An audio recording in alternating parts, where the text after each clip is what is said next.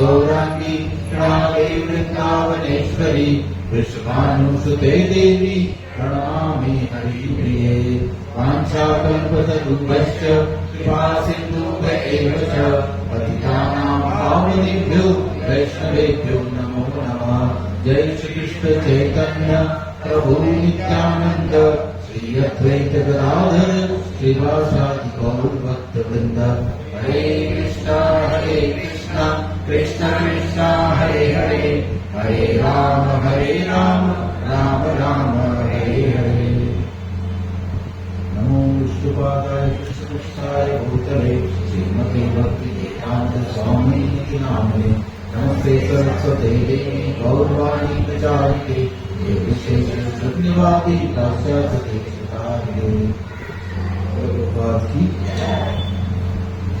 तो आपसे थोड़ा क्षमा चाहूँगा, थोड़ी लेट हो गई मुझे पहुँचने में यहाँ पे, क्योंकि आज हमारे शिक्षा गुरु एस प्रशांत प्रभु जी ऑस्ट्रेलिया से भी लैंड किए थे, तो हम फरीदाबाद तक गए थे, फिर वहाँ से आ रहे थे। तो जैसा कि हम लोग अभी अब भगवद गीता चैप्टर 2 चल रहा है हमारा, और गीता का सार यानी कि गीता भगवद गीता की समरी चल रही है हमारे। और इसमें हम लोगों ने पिछले क्लास में अप टू 30 नंबर श्लोक तक हम लोगों ने कवर कर लिया था, और 30 नंबर जो श्लोक था वो बेसिकली हमारा हमने देखा था यहाँ पे अपना सांख्य योग जो है वो समाप्त हो रहा है। ये सांख्य योग का आखिरी श्लोक होता है 30 नंबर।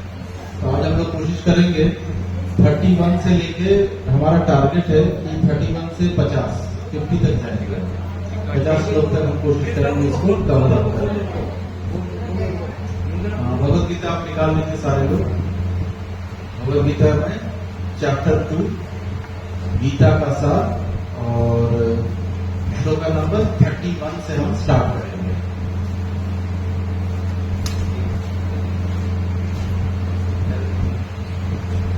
सर्वधर्मम् अपि च अविच्य न विकम्पितुम् अर्हसि, धर्मार्थी युद्ध श्रेया अन्यत् क्षत्रियस्य न विद्यते। तो ये श्लोक जो है अब यहाँ पे से भगवान अर्जुन को उपदेश देना शुरू कर रहे हैं। तो उपदेश में पहला उपदेश क्या बोल रहे हैं भगवान अर्जुन को, कि क्षत्रिय होने के नाते अपने विशिष्ट धर्म का प्रचार करते हुए तुम्हें जानना चाहिए कि धर्म के लिए युद्ध करने से बढ़कर तुम्हारे लिए अन्य कोई कार्य नहीं है। ये क्यों बोल रहे हैं? क्योंकि फर्स्ट चैप्टर में अर्जुन ने क्या क्या चीजें बोली थी, मैं भिक्षा मांग के जीवन जी लूंगा, मैं वन में चला जाऊंगा और वहां पे जाके तपस्या कर लूंगा, मुझे ऐसे जीत से क्या फायदा जिससे मेरे ही परिवार वालों को मुझे मारना पड़ रहा है, ये जीत मैं किसके साथ एंजॉय करूंगा। तब इन सारी जो लॉजिक्स थे, इसके सारे जो तर्क थे, भगवान उसको श्लोक में काट रहे हैं।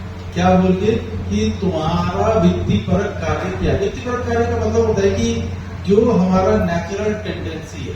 अब जैसे कोई बच्चा है, तो अगर आप देख सकते हो बच्चा है तो वो छोटे से ही क्या है कि बड़ा मार काट वाला बच्चा है, हर किसी से लड़ पड़ता है, झगड़ पड़ता है, थप्पड़ मार देता है, कुछ भी कर देता है। तो हमें समझ लेना चाहिए कि इसकी जो वृत्ति परक है, ये इसकी वृत्ति जो है वो क्षत्रिय की है। तब इसको भी चैनलाइज किया जा सकता है। ऐसा नहीं कि अगर कोई मारपीट कर रहा है तो सब खराब ही है, उसको चैनलाइज करके उसको बेसिकली आर्म फोर्सेस में भेजो या उसको पुलिस में भेजो। इस तरह के जो कार्य होते हैं, जो क्षत्रियों के कार्य हैं, उसमें हम उसको भेज सकते हैं। अब कोई बच्चा है शुरू से ही बहुत ज्यादा स्टूडियस है, खूब पढ़ने लिखने में मन लगता है, उसको दिन भर किताब लेके बैठा रहता है, जब भी मौका मिलता है पढ़ रहा है, पुस्तक पढ़ रहा है, या किसी मैटर के ऊपर कोई चीजें पढ़ी उसको डिस्कस कर रहा है। इसका मतलब हमें देख के समझना होगा कि ये जो बच्चा है इसकी वृत्ति क्या है, ब्राह्मण है। इसका मतलब वो पढ़ने पढ़ाने के काम में आ सकता है।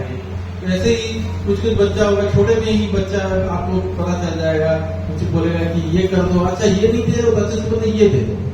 मतलब वो नेगोशिएशन अगर स्किल उसमें ज्यादा है, अपने ही घर में अपने माता पिता के साथ नेगोशिएट कर रहा है कि भाई अच्छा आप लोग अभी कुछ ऐसा चीज मांग लिया बहुत महंगा है, तो माता पिता ने बोला नहीं ये हम नहीं देंगे तुम्हारे लिए, तो वो फिर नेगोशिएट कर रहा है, अच्छा इसके बदले ये कर दो, अच्छा वो नहीं तो ये देख लो, ये देखते ये कर लो, तो अच्छा यहाँ से नहीं यहाँ से चलो मम्मी यहाँ पे मॉल में सस्ता मिलता है। तो ये जो चीजें जो बोल रहा है या जो अपनी वृत्ति दिखा रहा है, ये अच्छा बिजनेसमैन बनेगा। तो वो वैश्य के गुण दिखा रहा है, कुछ होते हैं बच्चे बड़े अच्छे होते हैं जिसको हम लोग अच्छे बच्चे बोलते हैं। अच्छे बच्चों का मतलब क्या हुआ, जो उसे बोलेगा वो वही करता है। जाओ जाके पानी ले आओ, पानी ले आएगा। जाओ जाके तुम ये काम करके आ जाओ, करके आ जाएगा। तो जो अच्छा बच्चा हुआ इसका मतलब है कि वो शूद्र के गुण है उसमें, वो सारे ऑर्डर्स लेने की ताकत है उसमें, तो वो बाकी तीनों वर्णों की सेवा करेगा। हम लोगों ने ये बड़ा अपने में मन में बना रखा है कि शूद्र शायद लोअर कैटेगरी है, ब्राह्मण ऊपर कैटेगरी, ऐसा कुछ नहीं है। टेक्निकली हमारे शिक्षक बताते हैं कि न तो ब्राह्मण बड़ा है शूद्र छोटा है, ऐसा कुछ नहीं है। सबके अपने अपने कार्य हैं और सभी को अपने अपने कार्य करने हैं। भगवान यहाँ पे क्या बोल रहे हैं, क्षत्रिय होने के नाते अपने विशिष्ट धर्म का विचार करते हुए तुम्हें जानना चाहिए कि धर्म के युद्ध करने से बढ़कर तुम्हारे लिए कोई अन्य कार्य नहीं है।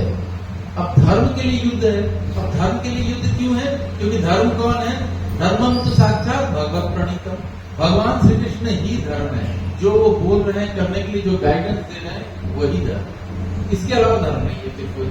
तो अब वो बोल रहे हैं कि अब मैं तुम्हें युद्ध करने बोल रहा हूँ तो यही धर्म है, युद्ध करना तुम्हारा धर्म है और ये धर्म युद्ध है। धर्म युद्ध है, तुम धर्म के साइड में हो इसलिए मैं तुम्हारे साइड में, या ऐसा कह लो कि मैं तुम्हारे साइड में हूँ तो धर्म तुम्हारे साइड में है। तो इस धर्म युद्ध को करने के अलावा तुम क्षत्रिय हो, तुम्हारे पास कोई दूसरा रास्ता नहीं है और तुम्हारे लिए कोई दूसरा कार्य है ही नहीं। तो इसका जो पर्पट है उसमें प्रभुपाद ने बहुत सुंदर क्षत्रिय, हम लोगों ने काफी बार ये शब्द सुना है क्षत्रिय।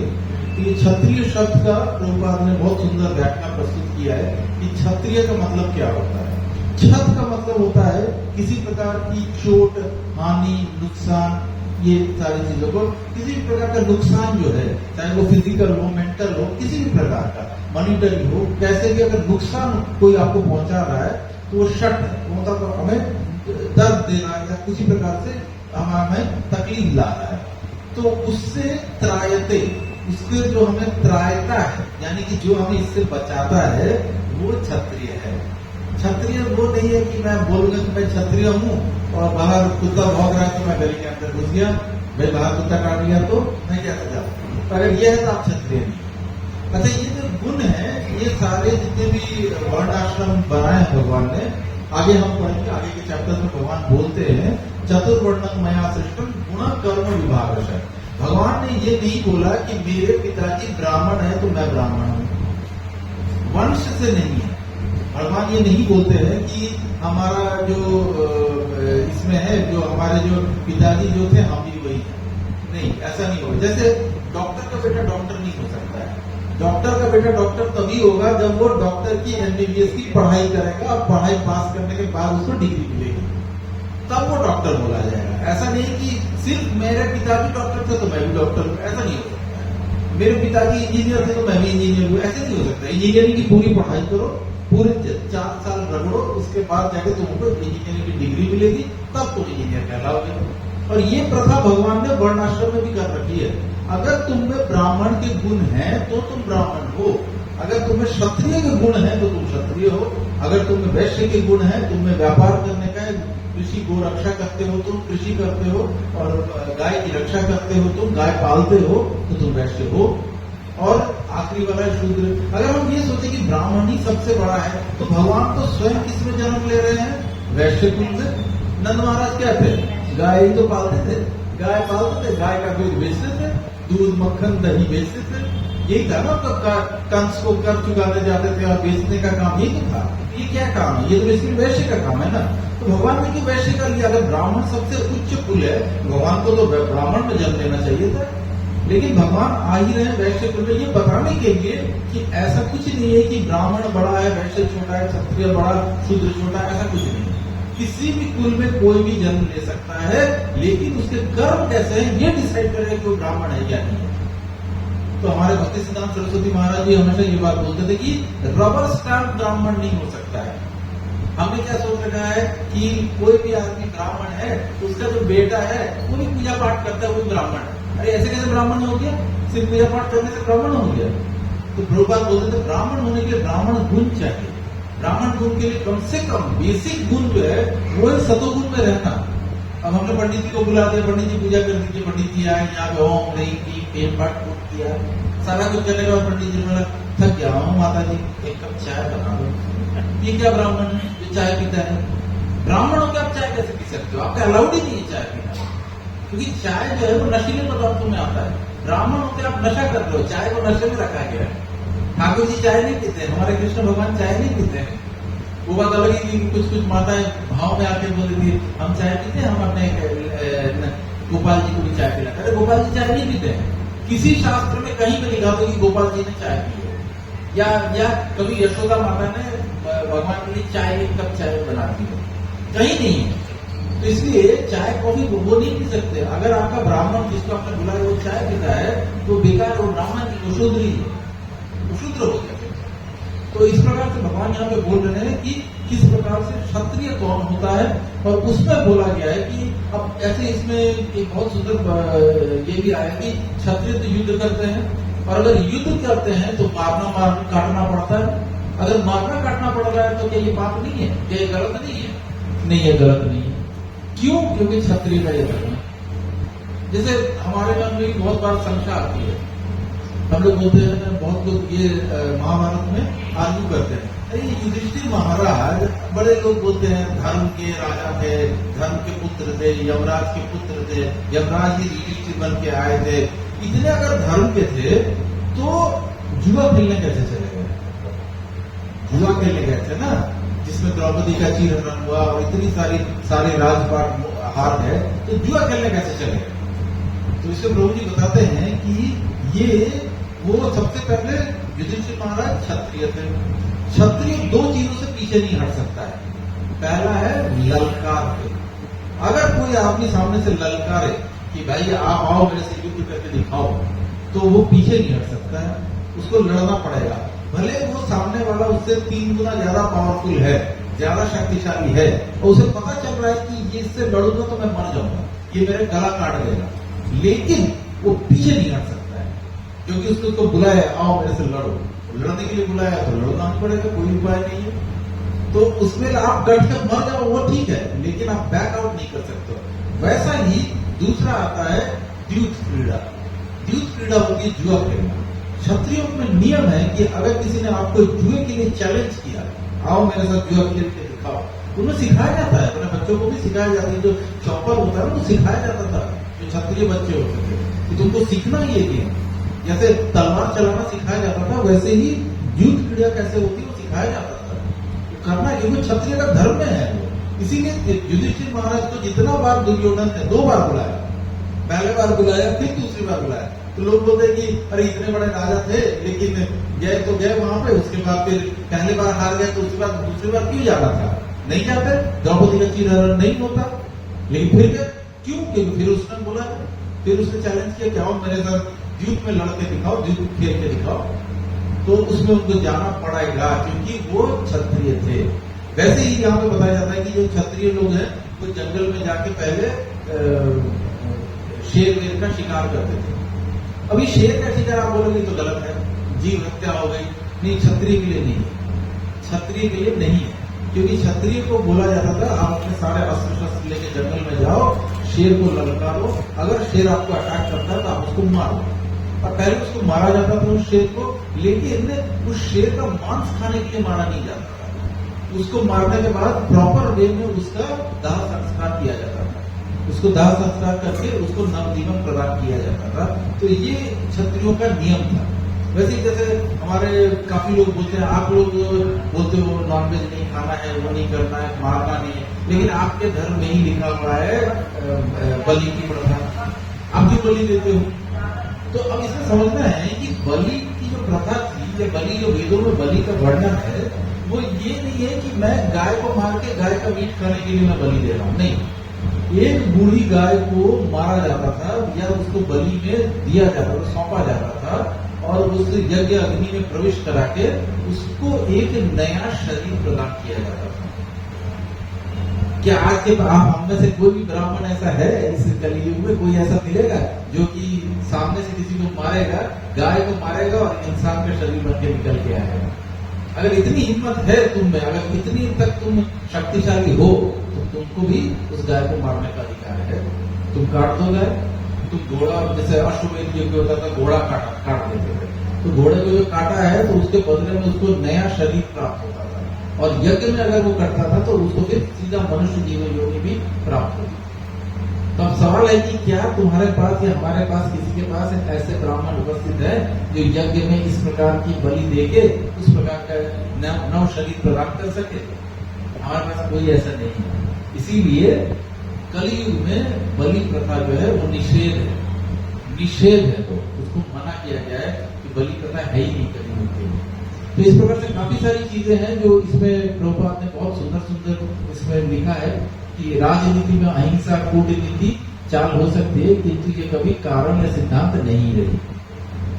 धार्मिक संहिताओं का भी यहाँ पे प्रभुपाद ने उदाहरण देते हुए कहा है कि धर्म के लिए युद्ध में वध करना तथा याज्ञिक अग्नि के लिए पशुओं का वध करना हिंसा कार्य नहीं माना जाता, क्योंकि इसमें निहित धर्म के कारण प्रत्येक व्यक्ति को लाभ पहुंचता है।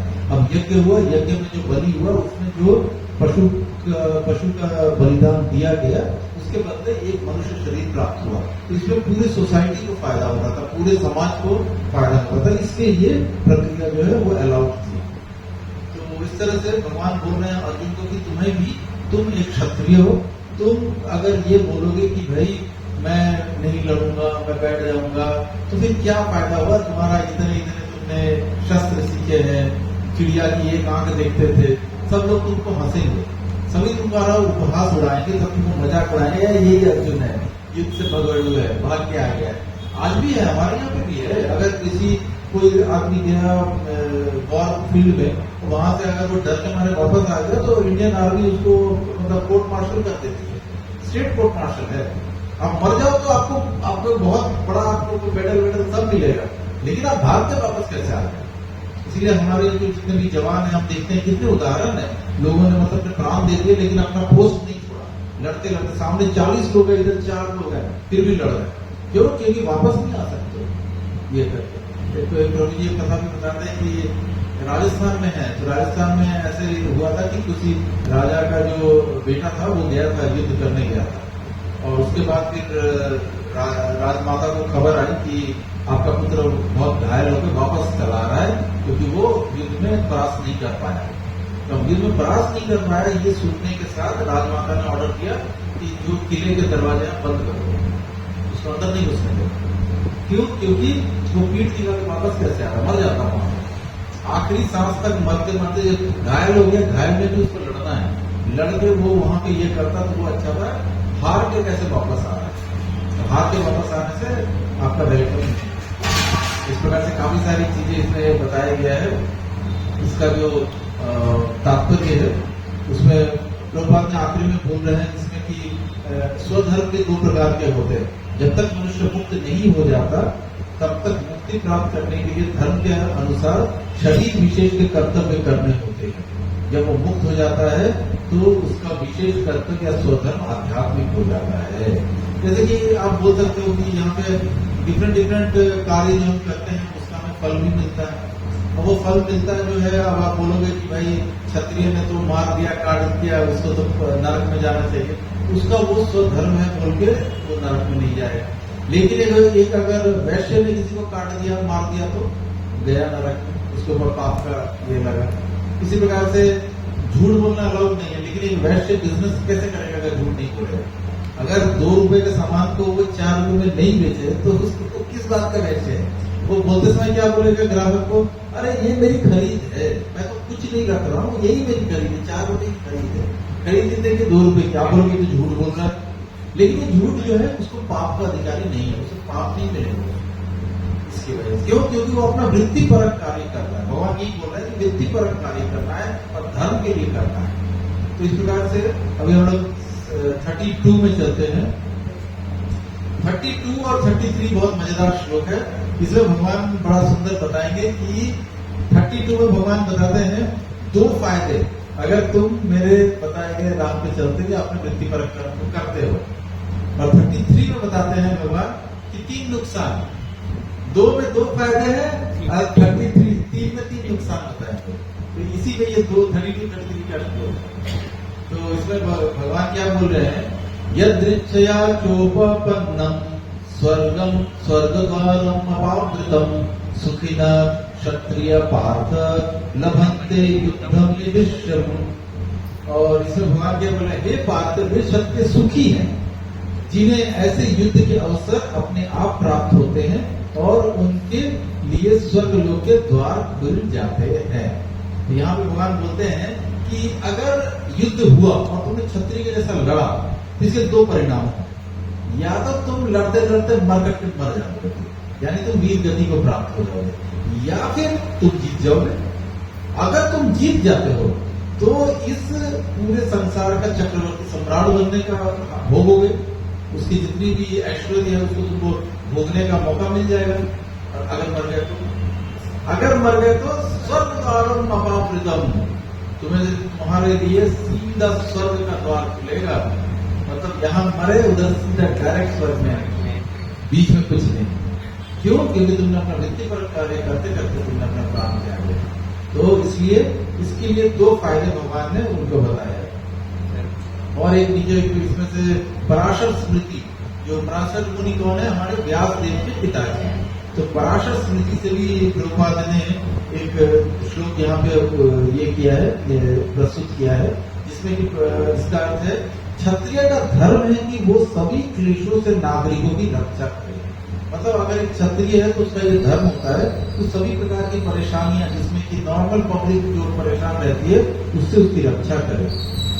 इसलिए उसे शांति तथा व्यवस्था बनाए रखने के लिए हिंसा करनी पड़ती है। अतः उसे शत्रु राजाओं के सैनिकों को जीत कर धर्म पूर्वक संसार पर राज्य करना चाहिए। मतलब आप राज्य तो करो, लेकिन कैसा राज्य करो? धर्म पूर्वक राज्य करना होगा। तो पहले के राजाओं को बोला जाता था राज ऋषि। क्यों राज ऋषि बोलते थे? राजा भी होता था, और ऋषि क्यों बोलते थे? क्योंकि वो धर्म पूर्वक राज्य करता था। उसमें धर्म के जितने सिद्धांत होते थे उसको वो पालन कराता था अपने प्रजा के। आज के दिन में हमारा क्या है? डेमोक्रेसी, प्रजातंत्र। इसमें न प्रजा का कुछ होता है न तंत्र का कुछ होता है। इसमें सिर्फ एक ही चीज होता है, कैसे अपना जेब बढ़ता है। तो लोगों के ऊपर टैक्स लगाओ और जितना तक हो सके। हम देख सकते हैं कि आज भी अगर आप देखो कि जो जो चीजें शास्त्र में निषेध है, क्या वो बंद होती है? नहीं हुई। चारों तरफ आपके पास आप शराब की दुकानों देख सकते हो, शास्त्र में मना है शराब। तो धर्म का राज्य नहीं है इसका मतलब। जैसे पशु हत्या है, पशु है, पक्षी है, जीव हत्या निषेध है। हम तो करते हैं, यहाँ पे सारे लोग चिकन मटन सब खा रहे हैं, चारों तरफ हर 2-2 कदम पे दुकानें हैं। तो सरकार की तरफ से बंद करवा देना चाहिए कि बंद करो, ये चीजें नहीं होनी चाहिए। तो इस प्रकार से हम देख सकते हैं कि ये चीजें जो है हमारा आज का जो शासन है दुनिया भर में, वो धर्म शासन नहीं, अधर्म शासन है। अधर्म का अगर शासन होगा, इसीलिए दुनिया में इतनी अव्यवस्था है, इतनी परेशानियां हैं। कभी कोई किसी से लड़ रहा है, कभी किसी के और के साथ लड़ रहा है। इसके बाद वाला जो 33 श्लोक है उसमें भगवान 3 नुकसान गिनाएंगे। इसमें 2 फायदे गिनाए, जीते तो फायदा क्या है और अगर मर गए तो क्या फायदा है। तीसरे श्लोक है 33 नंबर श्लोक में भगवान क्या बोल रहे हैं? अथ चेतत्वम् इमं धर्मम् संग्रामं न करिष्यसि ततः स्वधर्म कीर्तिं च हित्वा पापम अपावस्यसि। किंतु यदि तुम युद्ध करने के स्वधर्म को संपन्न नहीं करते, मतलब अगर किसी इतना समझाने पर भी अगर तुम बोलते कि मैं युद्ध नहीं करूंगा, तो तुम्हें निश्चित रूप से अपने कर्तव्य की उपेक्षा करने का पाप लगेगा। भगवान क्या बोले? तुम्हें पाप लगेगा। मतलब ऐसा अपना वृत्तिपरक कार्य को नहीं करना पाप का अधिकारी बनाता है, और तुम योद्धा के रूप में अपने यश को खो दोगे। तुम्हारा जो यश है, सभी लोग जानते हैं कि अर्जुन सर्वश्रेष्ठ धनुर्धर है। किस बात के धनुर्धर? जब असली समय आया अपनी धनुर्विद्या दिखाने का, तब तो तुम भाग खड़े हुए। तो तुमने बोल दिया मैं युद्ध नहीं करूंगा, मैं तो जंगल चला जाऊंगा, मैं तपस्या करूंगा, मैं भिक्षा मांग के जी लूंगा। तो भगवान बोल रहे हैं कि तुम भिक्षा मांग के जी नहीं सकोगे। कहीं भी भिक्षा मांगने जाओगे तो सामने वाला क्या होगा? ये वही अर्जुन है ना, अपने आप को बड़ा धनुर्धर बोलता था, देखो भाग गया था, ये भगेड़ू है, ये तो युद्ध भूमि से भाग गया। जब परफॉर्म करने का टाइम आया तो तुम भाग गए। इस प्रकार से भगवान बोल रहे हैं कि इससे तुमको कोई सिर्फ और सिर्फ अपयश प्राप्त होगा। भगवान इसको बोलते हैं कि तुमने डिफरेंट प्रकार प्रकार के, जैसे प्रभुपाद ने इसके जो ये किया है, एक्सप्लेनेशन दिया है, इसको बोलते हैं कि पशुपात अस्त्र, मतलब तुमने स्वर्गिक अस्त्रों को, दैविक अस्त्रों को अर्जन किया है, ये सब करके तुम अगर भाग जाते हो तो क्या फायदा होगा इनको ये करने का, इतना प्रैक्टिस। वैसे भी जैसे हमारे यहाँ पे भी जितने सैनिक हैं या कोई है, मान लीजिए कोई आर्म फोर्सेज में है, वो बेचारा बोलता रहता है, अरे इतना बंदूक चलाना सिखाया, गोली में गोली मार मार के प्रैक्टिस कराया, तो सचमुच मारने का मौका नहीं मिलेगा तो क्या फायदा होगा। मतलब वो बोलता है कि मेरे को उल्टा बोलता है, मेरे को बॉर्डर भेजो, मैं जाऊंगा, मैं मारने के लिए जाना चाहता हूँ। तो वो बॉर्डर जाना चाहता है क्यों? क्योंकि जो सीखा है उसको अप्लाई भी तो करना है। किस पे अप्लाई करे? उसको उसके ऊपर अप्लाई कर देते हैं फिर। तो इसके बाद से 33 में भगवान ये बोलते हैं, लोग सदैव तुम्हारे अपयश का वर्णन करेंगे और सम्मानित व्यक्ति के लिए अपयश तो मृत्यु से भी बढ़कर है। जो अपयश होता है, जो लोगों का नाम खराब हो जाता है ना, जो चारों तरफ लोग बोलते हैं, वो बेसिकली एक सम्मानित व्यक्ति है, उसके लिए मृत्यु से भी बढ़ के है। मतलब मृत्यु में तो हो गया कि चलो मर गया तो कहानी खत्म हो गई। ये जिंदा भी रहेगा और इसकी अपयश की जो किस्से हैं वो चारों तरफ फैलेंगे। अगर हमने कुछ ऐसा कर्म कर दिया तो पूरी सोसाइटी में हमारी बहुत बदनामी हो गई, अरे ये तो ये। फिर आप देखिए कि उस बदनामी को धोने के लिए, उस बदनामी को ठीक करने के लिए आपका पूरा जीवन निकल जाए, फिर भी लोग याद रखेंगे, अरे तुमने ऐसा किया था। तो इसकी वजह से भगवान यहाँ पे बोल रहे हैं कि इससे अच्छा है मृत्यु से भी बुरी होती है, क्योंकि आप मर तो रहे नहीं हो, आप जिंदा हो सिर्फ लोगों के ताने सुनने के लिए। इसलिए वो ये कर रहे हैं। इसके बाद से जितने भी श्लोक हैं, जैसे 35 से लेके अगर हम 40 तक चले, तो इन सबों में ना भगवान ने जो श्लोक है ये ज्यादातर 39 तक भगवान ने इन सारे श्लोकों का इसी में ये किया जाए कि अगर तुम नहीं युद्ध करोगे तो क्या क्या नुकसान होगा। हम प्रभुपाद के जो मेन तात्पर्य वो पढ़ के आगे बढ़ेंगे इसमें, क्योंकि ये आप लगभग एक ही चीज को भगवान डिफरेंट वे में समझा रहे हैं। तो 35 में भगवान बोले, जिन महान योद्धा ने तुम्हारे नाम तथा यश को सम्मान दिया है, वे सोचेंगे कि तुमने डर के मारे युद्ध भूमि छोड़ दी और इस तरह वे तुम्हें तुच्छ मानेंगे। अब जो डर के भाग गया उसको तो सारे लोग बोलते हैं कि भगेड़ू गए, बेकार आदमी है। तुम्हारे शत्रु अनेक प्रकार के कटु शब्दों से तुम्हारा वर्णन करेंगे और तुम्हारे सामर्थ्य का उपहास करेंगे। तुम्हारे लिए इससे दुर्दय और क्या हो सकता है। एक पुत्र तुम यदि युद्ध में मारे जाओगे तो स्वर्ग प्राप्त करोगे। अभी हमने पढ़ा स्वर्ग द्वारा महावृतम, तो वही भगवान बार बार एक चीज एक्सप्लेन कर रहे हैं। तो अप टू 38 तक यही चीज बोल रहे हैं, तुम सुख तथा दुख, हानि, लाभ, विजय पराजय का विचार किए बिना युद्ध करो। ऐसा करने से तुम्हें कोई पाप नहीं लगेगा। तुम ये क्यों सोच रहे हो कि तुम जीतोगे ही या तुम हारोगे? इन सब चीजों को तुम्हें सोचने की जरूरत नहीं है। इसके बाद 39 में भगवान बोलते हैं, मैंने यहाँ वैशेषिक अध्ययन सांख्य द्वारा इस ज्ञान का वर्णन किया है। अब निष्काम भाव से कर्म करना बता रहा हूँ, उसे सुनो। हे पिता पुत्र, तुम यदि ऐसे ज्ञान से कर्म करोगे तो तुम कर्म के बंधन से अपने आप को मुक्त कर सकते हो। अब भगवान यहाँ से शुरू कर रहे हैं बोलना कि कैसे कर्म करें जो कि हमें बंधन में नहीं बांधे। तो सबसे पहले तो भगवान ने अर्जुन को ज्ञान तब दिया जब उसने क्या बोला, शिष्यस्ते हम शाधिमाम त्वं प्रपन्नः। मतलब जब अर्जुन ने भगवान की शरणागति करी तब भगवान ने अर्जुन को ज्ञान देना शुरू किया। ये हमें भी सिखाता है कि जब तक लोग शरणागत नहीं है तब तक तो उनको ज्ञान देके फायदा नहीं होगा। बहुत हमें लगता है कि हम राह चलते हैं, किसी की काउंसलिंग कर देते हैं या किसी को बोल देते हैं कुछ चीजें, भाई हमने तो बहुत कोशिश की, लोग नहीं जुड़ रहे। जुड़ क्यों नहीं रहे? क्योंकि शरणागति का अभाव है। शरणागति की वजह से ही लोग यहाँ पे जुड़ते हैं। और इसमें भगवान प्रभुपाद इसके काफी लंबा तात्पर्य में लिखा भी है कि डिफरेंट प्रकार के लोग हैं और कैसे कैसे कर्म है। कर्म के विषय में भी यहाँ पे बताया गया है और सांख्य योग का भी प्रभुपाद ने यहाँ पे काफी उल्लेख किया है। और डिफरेंट प्रकार के कर्मों में से इसका और विशद वर्णन हम लोग आगे के श्लोकों में पढ़ेंगे। लेकिन मुद्दे की बात है, आपको समझना है कि कर्म बेसिकली भगवान बोलते हैं कि 3 प्रकार के कर्म होते हैं, जिसमें से 2 ऐसे प्रकार के कर्म है जो हमें यहाँ पे ही बांधते हैं। पहला कर्म होता है कि जो सकाम कर्म जिसको बोलते हैं। सकाम कर्म का अर्थ होता है कि फल के उद्देश्य से किया गया कर्म, मतलब मैं ऐसा कर रहा हूँ ताकि मुझे ये मिले। मैं खूब पढ़ाई कर रहा हूँ, क्यों? ताकि मुझे नौकरी मिल जाए। मैं खूब मेहनत कर रहा हूँ ताकि मुझे पैसे मिले। तो ये सारा क्या है, इसके मतलब हम लोगों ने फल को पहले पकड़ रखा है कि ये फल मिलेगा, इसलिए मैं ये कर्म कर रहा हूँ। मैं पूजा पाठ करवा रहा हूँ ताकि घर में थोड़ी सी अच्छा हवन हो जाए, शुद्धि हो जाए, भगवान का नाम हो जाए, इसलिए मैं करवा रहा हूँ। इससे क्या होगी, शांति आएगी और समृद्धि आएगी। शांति और समृद्धि को हमने पहले टारगेट बना रखा है, उसकी वजह से हम करते हैं। यानी कि एक पर्पस को सोच लिया, रिजल्ट को सोच लिया, फिर कर्म को करने पर उतर चुके हैं। तो इस प्रकार के जो कर्म है सकाम कर्म है, और इसमें जनरली कर्म को, इस सकाम कर्म में अच्छे कर्मों को लिया जाता है। अच्छे कर्मों का मतलब होता है कि मतलब आपने गरीबों को खाना खिला दिया, भिखारियों को पैसे दे दिए या कंबल बांट दिया, राम चलते आपने वो भंडारा लगा दिया, या फिर कहीं वृद्धाश्रम में जाके कुछ डोनेट करके आ गए, या अनाथालय चले गए, कुछ कर दिया।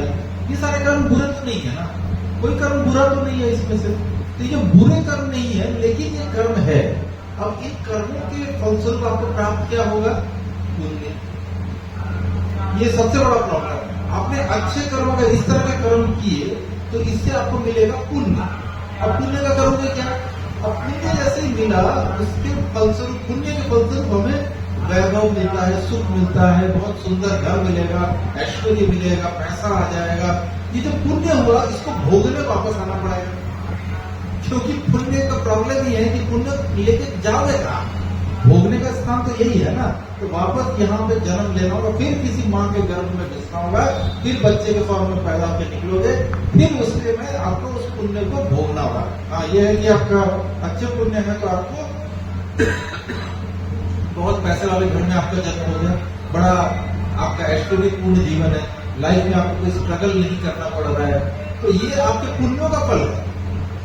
ऐसा नहीं सोचना चाहिए कि ऐसी कोई आदमी अंबानी के घर में या अदानी के घर में पैदा हो गया, नहीं, वो पैदा हुआ है अपने पुण्यों के, संचित पुण्यों के फल स्वरूप पैदा हुआ है। जो हमारे जीवन में जितने पाप हुए हैं उसके फलस्वरूप हमें कष्ट भोगना है, जितने पुण्य मिले हैं उसके फलस्वरूप हमें जो हमारे जीवन में खुशियां आती है, जिसको हमने खुशियों का नाम दे रखा है। इसलिए ये श्लोकों में हमने क्या पढ़ा था, मात्रा स्वस्थ पढ़ते हैं, न तो सुख है न दुख है, लेकिन अगर हम किसी के लिए मान भी लेंगे सुख में दुख है, तो उस केस में भी भगवान क्या बोल रहा है कि ये पुण्यों की वजह से है, और पाप की वजह से दुख, पुण्य की वजह से सुख। दूसरा प्रकार का कर्म है आपका विकर्म। विकर्म है मैंने चोरी कर ली, किसी को रात चलते थप्पड़ मार दिया, बात करते करते किसी को गाली दे दी, कुछ हमने मर्डर कर दिया किसी का। ये सारे जो कर्म है इसको विकर्म कहते हैं।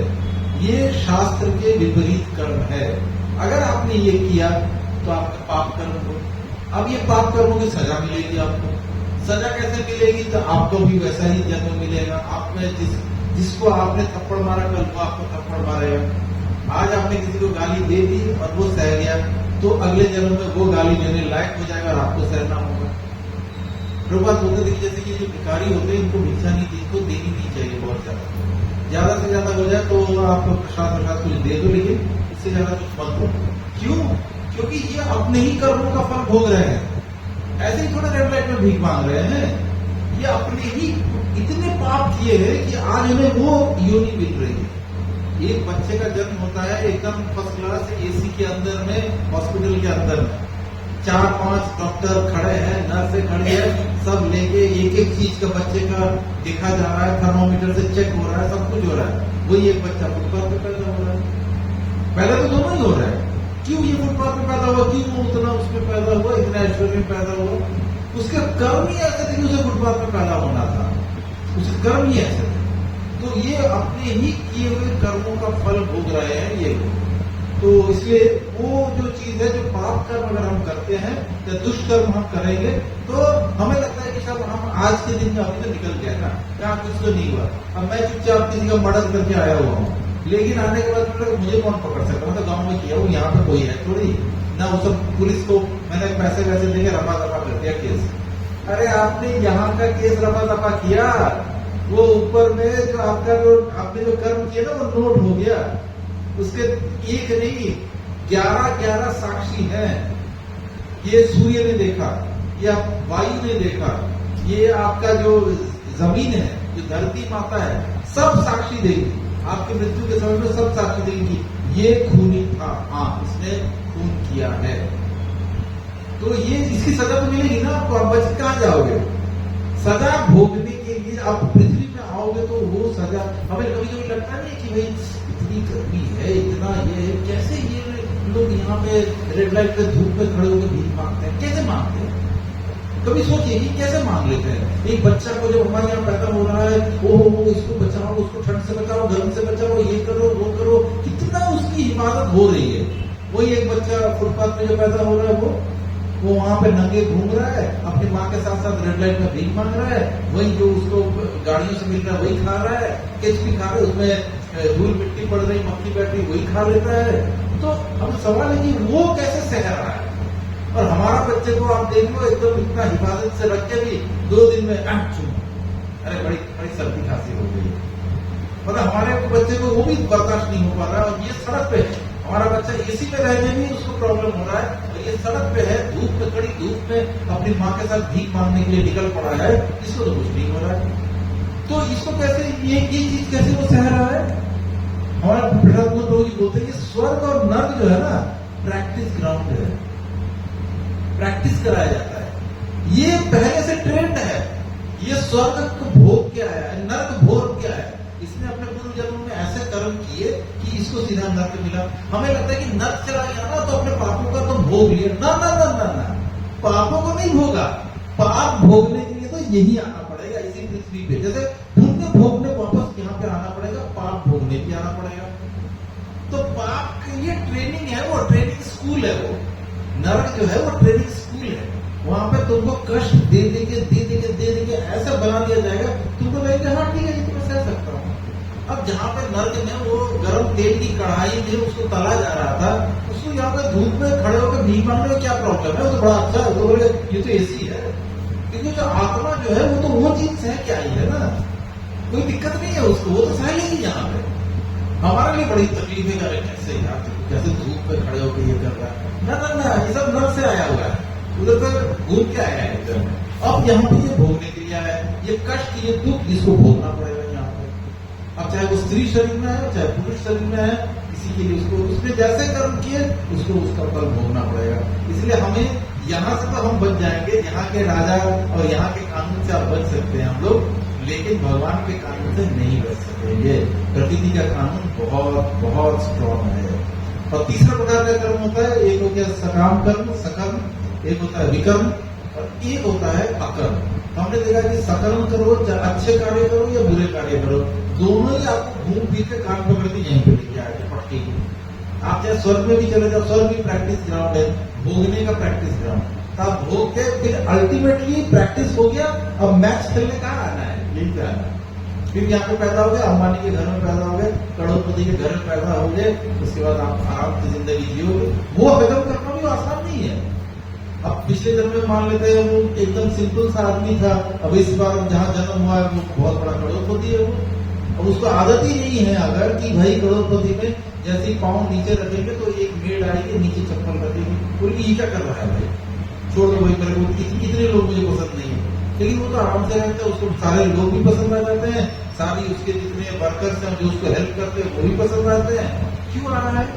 क्योंकि वो ऑलरेडी प्रैक्टिस करके आया है ना, स्वर्ग में सारे दुख भोग के आए, तो उसके लिए ये कोई बड़ी बात नहीं है। तो हमने देखा कि चाहे हम अच्छे कर्म करें या बुरे कर्म करें, वापस हमें ये बांधती है, इस जन्म मृत्यु के चक्र में बांधती है। तो क्या कर्म करें भाई? तो दोनों ही खतरनाक हो गया, अच्छे कर्म करना भी मुश्किल है, बुरे कर्म करना भी मुश्किल है ही। तो भगवान बोलते हैं तीसरा कर्म होता है अकर्म, मेरे लिए कर्म करो। भगवान क्या बोलते हैं? मेरे लिए कर्म करो। अब गरीबों को खाना इस्कॉन भी खिलाते हैं, हम भी खिलाते हैं, इस्कॉन वाले भी खिलाते हैं, लेकिन हम खाना नहीं खिलाते। पहली बात है, हम जो बनाते हैं इस्कॉन मंदिर में उसको पहले भगवान को ऑफर करते हैं, उसको हम लोग भोगा बोलते हैं। भगवान के पूरा मंत्र के साथ भगवान को ऑफर करने के बाद उसको बाहर निकालते हैं और फिर वो भगवान का प्रसाद बन जाता है। भगवान ने जब प्रसाद बना उसको बांटो आप, उसका फल नहीं है। क्यों? भगवान के लिए किया। युद्ध में अगर अर्जुन वैसे ही किसी को उठाकर मार देते तो मिलता फल मिलता उसको उस चीज का। लेकिन भगवान स्वयं खड़े होकर बोल रहे हैं धर्म के लिए युद्ध करो, मैं ही धर्म हूं। तो क्या हो गया, भगवान बोल रहे हैं कि मैं यहाँ खड़ा हूं ना, बस सारे तुमने मेरे लिए युद्ध किया है। हम भगवान के लिए अगर कुछ भी करते हैं उसका हमें फल नहीं मिलता है। अभी प्रभु जी इतना सुंदर मृदंग बजा रहे हैं, ठीक है, कल को प्रभु जी यहाँ से निकल जाएंगे, बोलेंगे कि मैं क्यों जाऊँ इसमें मोहन गार्डन सेंटर में, मुझे वहां पे जाऊंगा, मैं इस मृदंग बजा के मेरे को 2000 रुपये मिल रहा है। कहाँ पे मिल रहा है, बजाना है, वो बजा दूंगा वहां पे। उनको मैंने सुनाया मृदंग, उनको बड़ा पसंद आया, बोले तू ये ढोलक लेके आ जाना, ढकचिक ढकचिक बजाएंगे। अब ये ढकचिक ढकचिक जो मृदंग बजाना हुआ, ये दोनों जगह बज रहा है। एक तो यहाँ पे आके कीर्तन में बज रहा है, किसके लिए, भगवान के लिए। अब ये भगवान के लिए बजा, इसका फल नहीं है, मुक्त हुआ, कर्म बंधन से मुक्त हुआ। यही वो चला गया किसी बैंड बाजे वाले पार्टी में जाके बजा रहा है तो उसका फल मिलेगा, उसका जो पैसा मिलेगा। काम गलत नहीं है, वहां पे भी जाके अगर वो पैसे कमाने के लिए वहां पे उसको जाके वो बजा रहा है, लेकिन बजाने से सकाम कर्म हो, कोई गलत काम तो नहीं किया ना, किसी को मर्डर नहीं किया, किसी का चोरी नहीं किया, कुछ तो नहीं किया, गया जाके मेहनत करके बजा के पैसा लाया। लेकिन किसके लिए, वहां पे किसका था, सिनेमा के गानों के ऊपर में चल रहा था गाना, उस पर मृदंग घुस गया बीच में, तो इस केस में आपको सकाम कर्म बांधेगा। इसी प्रकार से बोला जाता है कि तो अब आप बोल सकते हैं कि भाई ये तो बड़ा मुश्किल है, दिन भर में हम सारे कितने कर्म करते हैं, हम कैसे समझे कि कैसे सकाम कर्म से निकल सकेंगे हम। हमारे से कोई बोलेगा कि मैं सुबह तो नौकरी करने जाता हूँ, तो मैं नौकरी करने जाता हूँ, नौकरी करके जितना कमाता हूँ उसका मैं क्या करूँ, तो मैं उससे मेरा घर चलता है, तो ये तो सकाम कर्म हो गया। नहीं, ये सकाम कर्म नहीं भी कर सकते हो। इस कर्म को भी हम कृष्ण कॉन्शियस, कृष्ण को केंद्र में रख के कर सकते हैं। क्यों, क्योंकि आपको जाते समय भगवान को प्रणाम करके जाना है और ये बोल के जाना है कि मैं आज नौकरी करने जा रहा हूँ भगवान, क्यों जा रहा हूँ, ताकि मेरे घर में अर्थ आए। क्यों अर्थ आए, उसको मुझे भोगने के लिए नहीं, आपके द्वारा आपने मुझे एक पत्नी प्रदान की है, आपने मुझे एक बच्चे प्रदान किए हैं, इनके लिए मैं धन अर्थ इकट्ठा करके लाऊंगा ताकि ये वापस ये भजन में लग सके। मैं आपके लिए, मेरी जो पत्नी होगी वो प्रसाद बनाएगी, वो प्रसाद बना के भगवान आपको ऑफर करेगी। अगर विचार ऐसा है तो ठीक है, आप करो नौकरी, किसने मना किया है आपको नौकरी करने से। इसके ये नौकरी से जो आपको ये सैलरी मिली वो आपका कर्म फ्री है। अगर ये नहीं कर पाते हो, बहुत लोग बोलते कि ये भी करना मुश्किल हो जाता है, नहीं कर पाते हो तो दूसरा ये चेतना पे काम हुआ। अगर चेतना पे काम तक आप नहीं पहुंच पा रहे हो, क्योंकि प्रैक्टिस की बात है, ये आसान नहीं है। अगर आप चेतना के इस लेवल पे नहीं पहुंच पा रहे हो तो क्या करें, जब तक नहीं पहुंच पाते हो तो प्रभुपाद ने बोला अपनी सैलरी का 10%, अगर आप 10,000 कमाते हो तो 1,000 रुपया, अगर आप 1,00,000 कमाते हो तो 10,000 रुपया, 10% आप भगवान की सेवा में लगाओ। भगवान की, कौन से भगवान की, कृष्ण भगवान की। और कहाँ पे लगाओ, जहाँ पे वैष्णव मिले वहां पे लगाना है।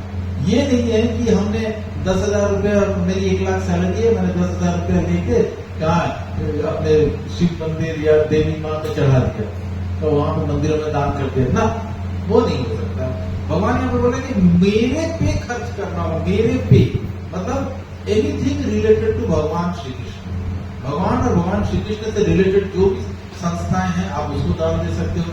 जहाँ आपको ब्राह्मण मिले वहां आप ब्राह्मणों को दान दे सकते हो, ब्राह्मणों को खिला सकते हो, या आप नॉर्मल मंदिर में दान कर सकते हो। ऐसे मंदिरों में जहाँ पे कि भगवान की पूजा होती है, मेन कृष्ण भगवान है, जहाँ उसको आप कर सकते हो। तो इससे क्या होगा, आपके उस 10,000 के देने से आपका 1,00,000 जो है वो करना फ्री हो गया, 90,000 रुपया करना फ्री हो गया। फिर आप उस 90,000 से अपने घर के लिए सामान खरीद के ला रहे हो, बच्चे के लिए कपड़े खरीद रहे हो, बच्चे का ट्यूशन फी दे रहे हो, अपने बीमार माता पिता के लिए दवाई ला रहे हो, सब करना फ्री है। कर्म का आपको ये नहीं मिलेगा, उसका कोई असर नहीं होगा, वो बांधेगा नहीं आपको। इस प्रकार से डिफरेंट 3 प्रकार के कर्म है। इसका बहुत विशद वर्णन जो है उसके बाद कर्म योग नामक एक चैप्टर है, इसके उपाधि आएगा वो, उसमें ये पूरे डिटेल्स में और डिटेल में आएगा। अब हम चलते हैं श्लोक नंबर 39 पे। करेंगे 39 सॉरी 40। हाँ, ये 40 नंबर श्लोक याद करना है सबको। जैसे हम लोगों ने पीछे भी कुछ कुछ श्लोक मैं बोलता रहता हूँ, कुछ कुछ श्लोक बड़े इंपॉर्टेंट है, आप लोग मार्क कर लीजिए। ये 40 नंबर श्लोक याद करने लायक श्लोक है, बड़ा फेमस श्लोक है, बहुत प्रसिद्ध श्लोक है।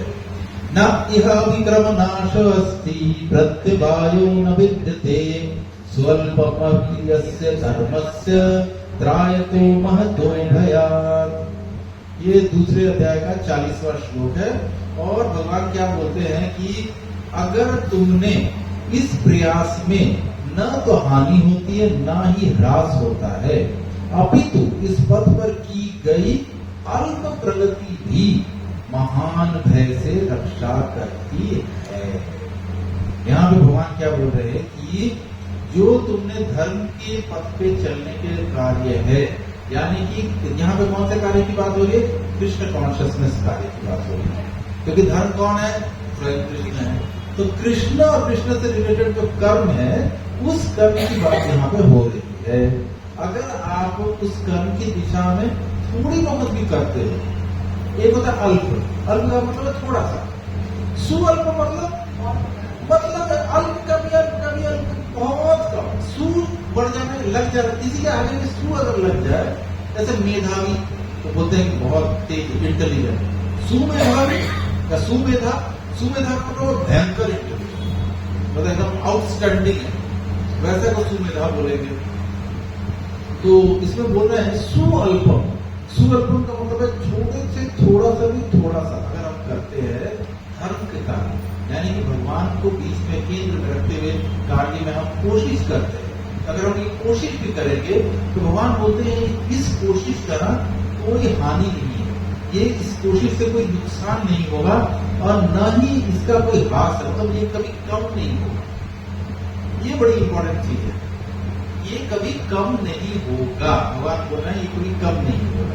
जैसे कि आपने सपोज आपके पास 5 लाख रुपए है, आपने अकाउंट पर रख दिया और उसके बाद आपको धीरे धीरे जब जब कभी कभी जरूरत होती है आप थोड़ा करके निकालते हो। तो ऐसा करते करते आप 5 साल बाद क्या देख रहे हो? अरे 5 लाख रुपया था, अब तो 1 ही लाख बचा हुआ है, सब तो खत्म हो गया, मैंने खर्च कर दिया है, तब फिर उसको पकड़ पकड़ के जोड़ना पड़ेगा। लेकिन भगवान यहाँ पे बोलते हैं कि नहीं, धर्म के पद पे अगर तुमने कुछ भी किया, थोड़ा सा भी किया, तो मैं उसकी महान भय से रक्षा करूंगा, और ये जो तुमने किया है ये सेफ डिपॉजिट में लॉक है, ये खत्म नहीं होगा।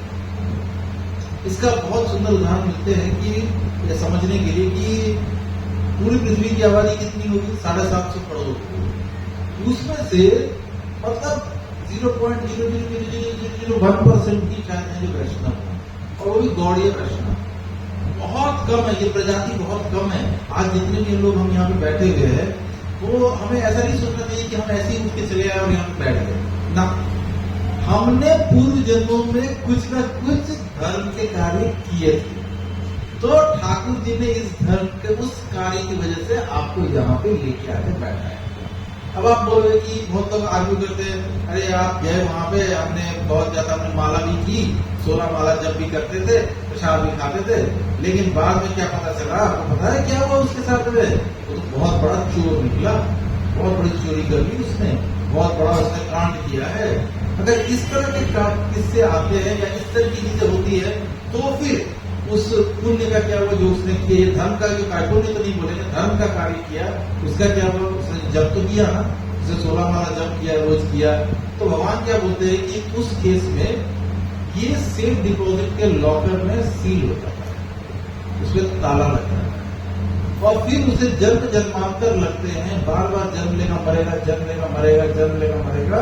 फिर जाके जब उसके पापों के जो इफेक्ट है जब कम होंगे, तो उसकी जिंदगी में फिर से कोई वैष्णव आएगा और वो उसको हाथ पकड़ के मंदिर लाएगा, वो बोलेगा ये कृष्ण भगवान है। और फिर आप देखोगे कुछ कुछ लोग तुरंत उनको समझ में आ जाते हैं, हाँ कृष्ण है, हाँ ठीक है, वो तुरंत अगली चीज बोलेंगे, मैंने आज जब शुरू करता हूँ, दो माला से मैंने जब किया है, हर रोज आपको रिपोर्ट देंगे, मैंने 2 माला की है, अरे प्रभु जी आज तो मैंने 6 माला कर ली, जब वो रोज आपको रिपोर्ट दे रहे हैं। आपको भी कभी कभी चौंक जाओगे, इतना जल्दी ऐसा कैसे कर रहा है? इतना जल्दी इसलिए कर रहा है क्योंकि उसके पुण्य जो है वो बंद थे लॉकर में, और आप एज अ वैष्णव उसके पास गए, उससे मिले, वो चाबी खुली, चाबी जैसे ही खुली उसके पास में वो पुण्य आने लग गए। वो जो कर्म उसके धर्म के कर्म थे, जो भगवान बोल रहे हैं मैं उसको ह्रास नहीं होने देता हूँ, उसने जितनी तक की थी उतनी तो रहेगी ही रहेगी, वो कम नहीं हो सकती, कभी कम नहीं होगी, और ना कभी इसको कोई चुरा सकता है। ये हमेशा हमेशा के लिए, आपने अगर भगवद गीता के 2 श्लोक भी पढ़ लिए तो वो 2 श्लोक भी आपकी जिंदगी में हमेशा के लिए रह जाएंगे, और ये 2 श्लोकों का इफेक्ट जो है ये आपको अगले जन्म में भी मिलेगा। अगर आपने बहुत ज्यादा गंदे कर्म किए तो लॉक हो जाएगा, उसके बाद वाले जन्म के में भी नहीं मिले, उसके बाद वाले जन्म में नहीं मिले, फिर आपका एक ऐसा जन्म होगा जब आप फिर संडे के दिन भगवद गीता क्लास में आके बैठ जाओगे, है कि नहीं? ये कैसे लोग आके यहाँ बैठ रहे हैं, भगवद गीता क्लास में आके क्यों बैठ रहे हैं? क्योंकि पुण्य है, इनके संचित है, ये जो है इन्होंने, भगवान ने इनकी चीजों को, इनकी भक्ति को सेव करके रखा हुआ है। अच्छा, यहाँ पे भगवान एक चीज और बोलते हैं कि त्रायतो महतो भया। अभी किस भय की बात हो रही है भाई? महतो, महतो का मतलब होता है बहुत ज्यादा महान। भगवान बोलते मैं तुम्हारे महान भय से रक्षा करूंगा। अभी महान भय कौन सा है? सब लोग बोलते हैं हम लोग जितने भी जीव हैं यहाँ पे, उन सबका महान भय होता है मौत। अगर मर गया तो इससे बड़े कोई भय नहीं है किसी का, सबसे बड़ा भय है मरने का। इसी मरने के भय से तो सारा पूरी दुनिया चल रही है ना, सब लोग काम कर रहे हैं, पैसे कर रहे हैं, ये कर रहे हैं, किस लिए? इंश्योरेंस पॉलिसी ले रहे हैं, क्यों ले रहे हैं? मकान बना रहे हैं, क्यों मकान बना रहे हो? बाहर धूप हुआ, धूप में गए, हमारी तबीयत खराब हो गई, उसके बाद हमारे पास पैसे नहीं होंगे, हम इलाज नहीं करवाएंगे तो क्या होगा? मर गए तो। भूख अल्टीमेट चीज क्या है? मर गए तो। अगर पैसे नहीं होंगे खाऊंगा क्या? नहीं खाते रहो, नहीं खाऊंगा तो फिर धीरे धीरे मर जाऊंगा। तो डर किसका है? मरने का। हर चीज का डर का आखिरी कारण जो है, सर्व कारण डर का है मरना। मरने से इंसान डरता है। तो भगवान यहाँ बोल रहे हैं कि महातो भयात का मतलब ये नहीं है कि तुम मरोगे नहीं। मैं उससे तुम्हारी रक्षा की बात यहाँ पे नहीं की गई है। महतो भयात का मतलब होता है, भगवान बोलते हैं कि मैं तुम्हारा शरीर के भौतिक कार्य तथा उनके फल शरीर के साथ ही समाप्त हो जाते हैं, किंतु कृष्ण भावना में किया गया कार्य मनुष्य को इस शरीर के विनिष्ट होने पर भी पुनः कृष्ण भावना तक ले जाता है। कम से कम इतना तो निश्चित है कि वो अगले जन्म में उसे सुसंस्कृत ब्राह्मण परिवार में या धनी मानी कुल में मनुष्य शरीर प्राप्त हो जाएगा। भगवान ये बोलते हैं कि तुमने चाहे कितना भी धर्म का कार्य जो भी थोड़ा बहुत किया है, मैं उसकी रक्षा करूंगा, और उसके फलस्वरूप तुम्हें क्या मिलेगा? तुम्हें वापस मनुष्य जीवन मिल जाएगा। आपने 2 श्लोक पढ़ लिया, 2 माला कर ली, तो आपको कम से कम कुत्ता बिल्ली चूहा नहीं बनना पड़ेगा, नहीं तो नहीं करी तो बहुत चांसेस है बनने के। तो इसलिए भगवान बोल रहे हैं कि मैं तुम्हें गिरने नहीं दूंगा।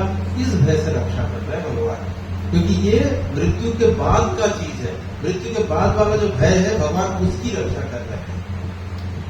इसकी ये जो पूरी कृष्ण भावना भवित भावना है, और उसके अंदर में जो भी कर्म हम लोग अभी डिस्कस कर रहे हैं, कर्म करना होता है, जप करना होता है, प्रसाद पाना होता है, भक्तों का संग करना होता है, भगवान की कथा सुननी होती है, क्लास अटेंड करना होता है, ये सारी चीजें भगवान की भगवत गीता पढ़नी होती है, शास्त्र पढ़ने होते हैं, ये सारी चीजें जितने भी कर्म है, अब भगवान बोल रहे हैं यहाँ पे इसका प्रैक्टिकल एग्जाम्पल दे रहे हैं। कैसे दे रहे हैं? 41 श्लोक में बोलते हैं, व्यवसायत्मिका बुद्धि हे कुंदन बहुशाखा ही अनंतश्च बुद्धय अव्यवसायिना। इसमें भगवान बोल रहे हैं कि ये जो व्यवसायत्मिका बुद्धि, व्यवसायत्मिका बुद्धि मतलब होता है बिजनेसमैन की बुद्धि, और उसको यहाँ पे किस अर्थ में लिया गया है? कृष्ण भावना भवित में रहते हुए कर्म करना, उसको बोला गया व्यवसायत्मिका बुद्धि। क्योंकि हमारा व्यवसाय क्या है? हम सभी जीवों का एक ही व्यवसाय है, जीवे लक्षण है कृष्ण नित्य दास। तो हम लोग भगवान श्री कृष्ण के दास थे, दास है और दास रहेंगे। लेकिन हम यहाँ पे आगे इस भौतिक सृष्टि में पढ़ के तीनों गुणों की रस्सी में बंध के हमें लगता है कि हम तो दास कहाँ है, हम तो मालिक है, हम दुकान मालिक है, मकान मालिक है, हमारे पास नौकर है, चाकर है, सब कुछ है, हम अपनी पत्नी के मालिक है, बच्चों के मालिक है, हम सब कौन बनना चाह रहे हैं? मालिक। लेकिन भगवान क्या बोल रहे हैं कि कृष्ण भावनामयी का मतलब होता है कि भगवान के दास है, यही हमारा एक्चुअल स्थिति है। तो इसमें बोल रहे हैं कृष्ण भावनामृत में स्थित के विषय में बोल रहे हैं, जो इस मार्ग पे चलते हैं वे प्रयोजन में दृढ़ रहते हैं और उनका लक्ष्य भी एक होता है। अब व्यवसाय का मतलब होता है कि बिजनेसमैन। अब जो बिजनेसमैन है वो मतलब उसका एक ही ध्यान रहता है, कैसे पैसा और कमाना, एक ही ध्यान है। होल डे वो सिर्फ इतना, होल नाइट इतना ही सोचता रहता है कि कैसे और पैसा और पैसा कमाना। आप कोई बिजनेसमैन है, कोई आपका आकर बोलता है कि भाई मैं ना अपना शॉप या ऑफिस बंद रखता हूँ संडे को, उसको आप ऐसे कितना बोल दो कि आप आज का दिन खोल दो, संडे का दिन आप शॉप खोल दो, तो आपका कम से कम 2.5 लाख का प्रॉफिट होगा। कितना बोल दो कि आपका 2.5 लाख का प्रॉफिट होगा, देखो सुबह सुबह आ जाएगा, दुकान खोल के बैठ जाएगा, उसको कोई फर्क नहीं पड़ता है क्या संडे क्या मंडे। यानी कि क्या है कि उसका जो फोकस है, उसका जो ध्यान है वो बड़ा कॉन्सेंट्रेटेड है। उसका सिर्फ एक ही ध्यान है कि मुझे पैसा कमाना है और बिजनेस को बढ़ाना है और बिजनेस को बढ़ा के पैसा कमाना है, यही उसका ध्यान दिया है। तो भगवान यही बोलते हैं कि व्यवसायिक का बुद्धि जिसकी होगी, यानी कि ऐसा बिजनेसमैन वाला बुद्धि होगा, किस कर्म के लिए? कृष्ण भावना वही कर्म के लिए, नॉर्मल कर्म के लिए नहीं। हर चीज में कृष्ण को सेंटर में रख के किए गए कर्म को करने के लिए, जिसका सिर्फ सोल एम यही रहेगा कि कैसे कृष्ण प्रसन्न होंगे, हमें कैसे कृष्ण को खुश करूं, मैं क्या करूं कि कृष्ण खुश हो जाए। तो इस प्रकार की जिसकी बुद्धि रहती है वो हमें एक्चुअली कृष्ण भावना में जीवन जी पाते हैं। लेकिन जिनका ऐसा नहीं होता है, उनकी बुद्धि दृढ़, क्या बोलते हैं, जो दृढ़ प्रतिज्ञ नहीं है, उनकी बुद्धि अनेक शाखाओं में विभक्त होती है।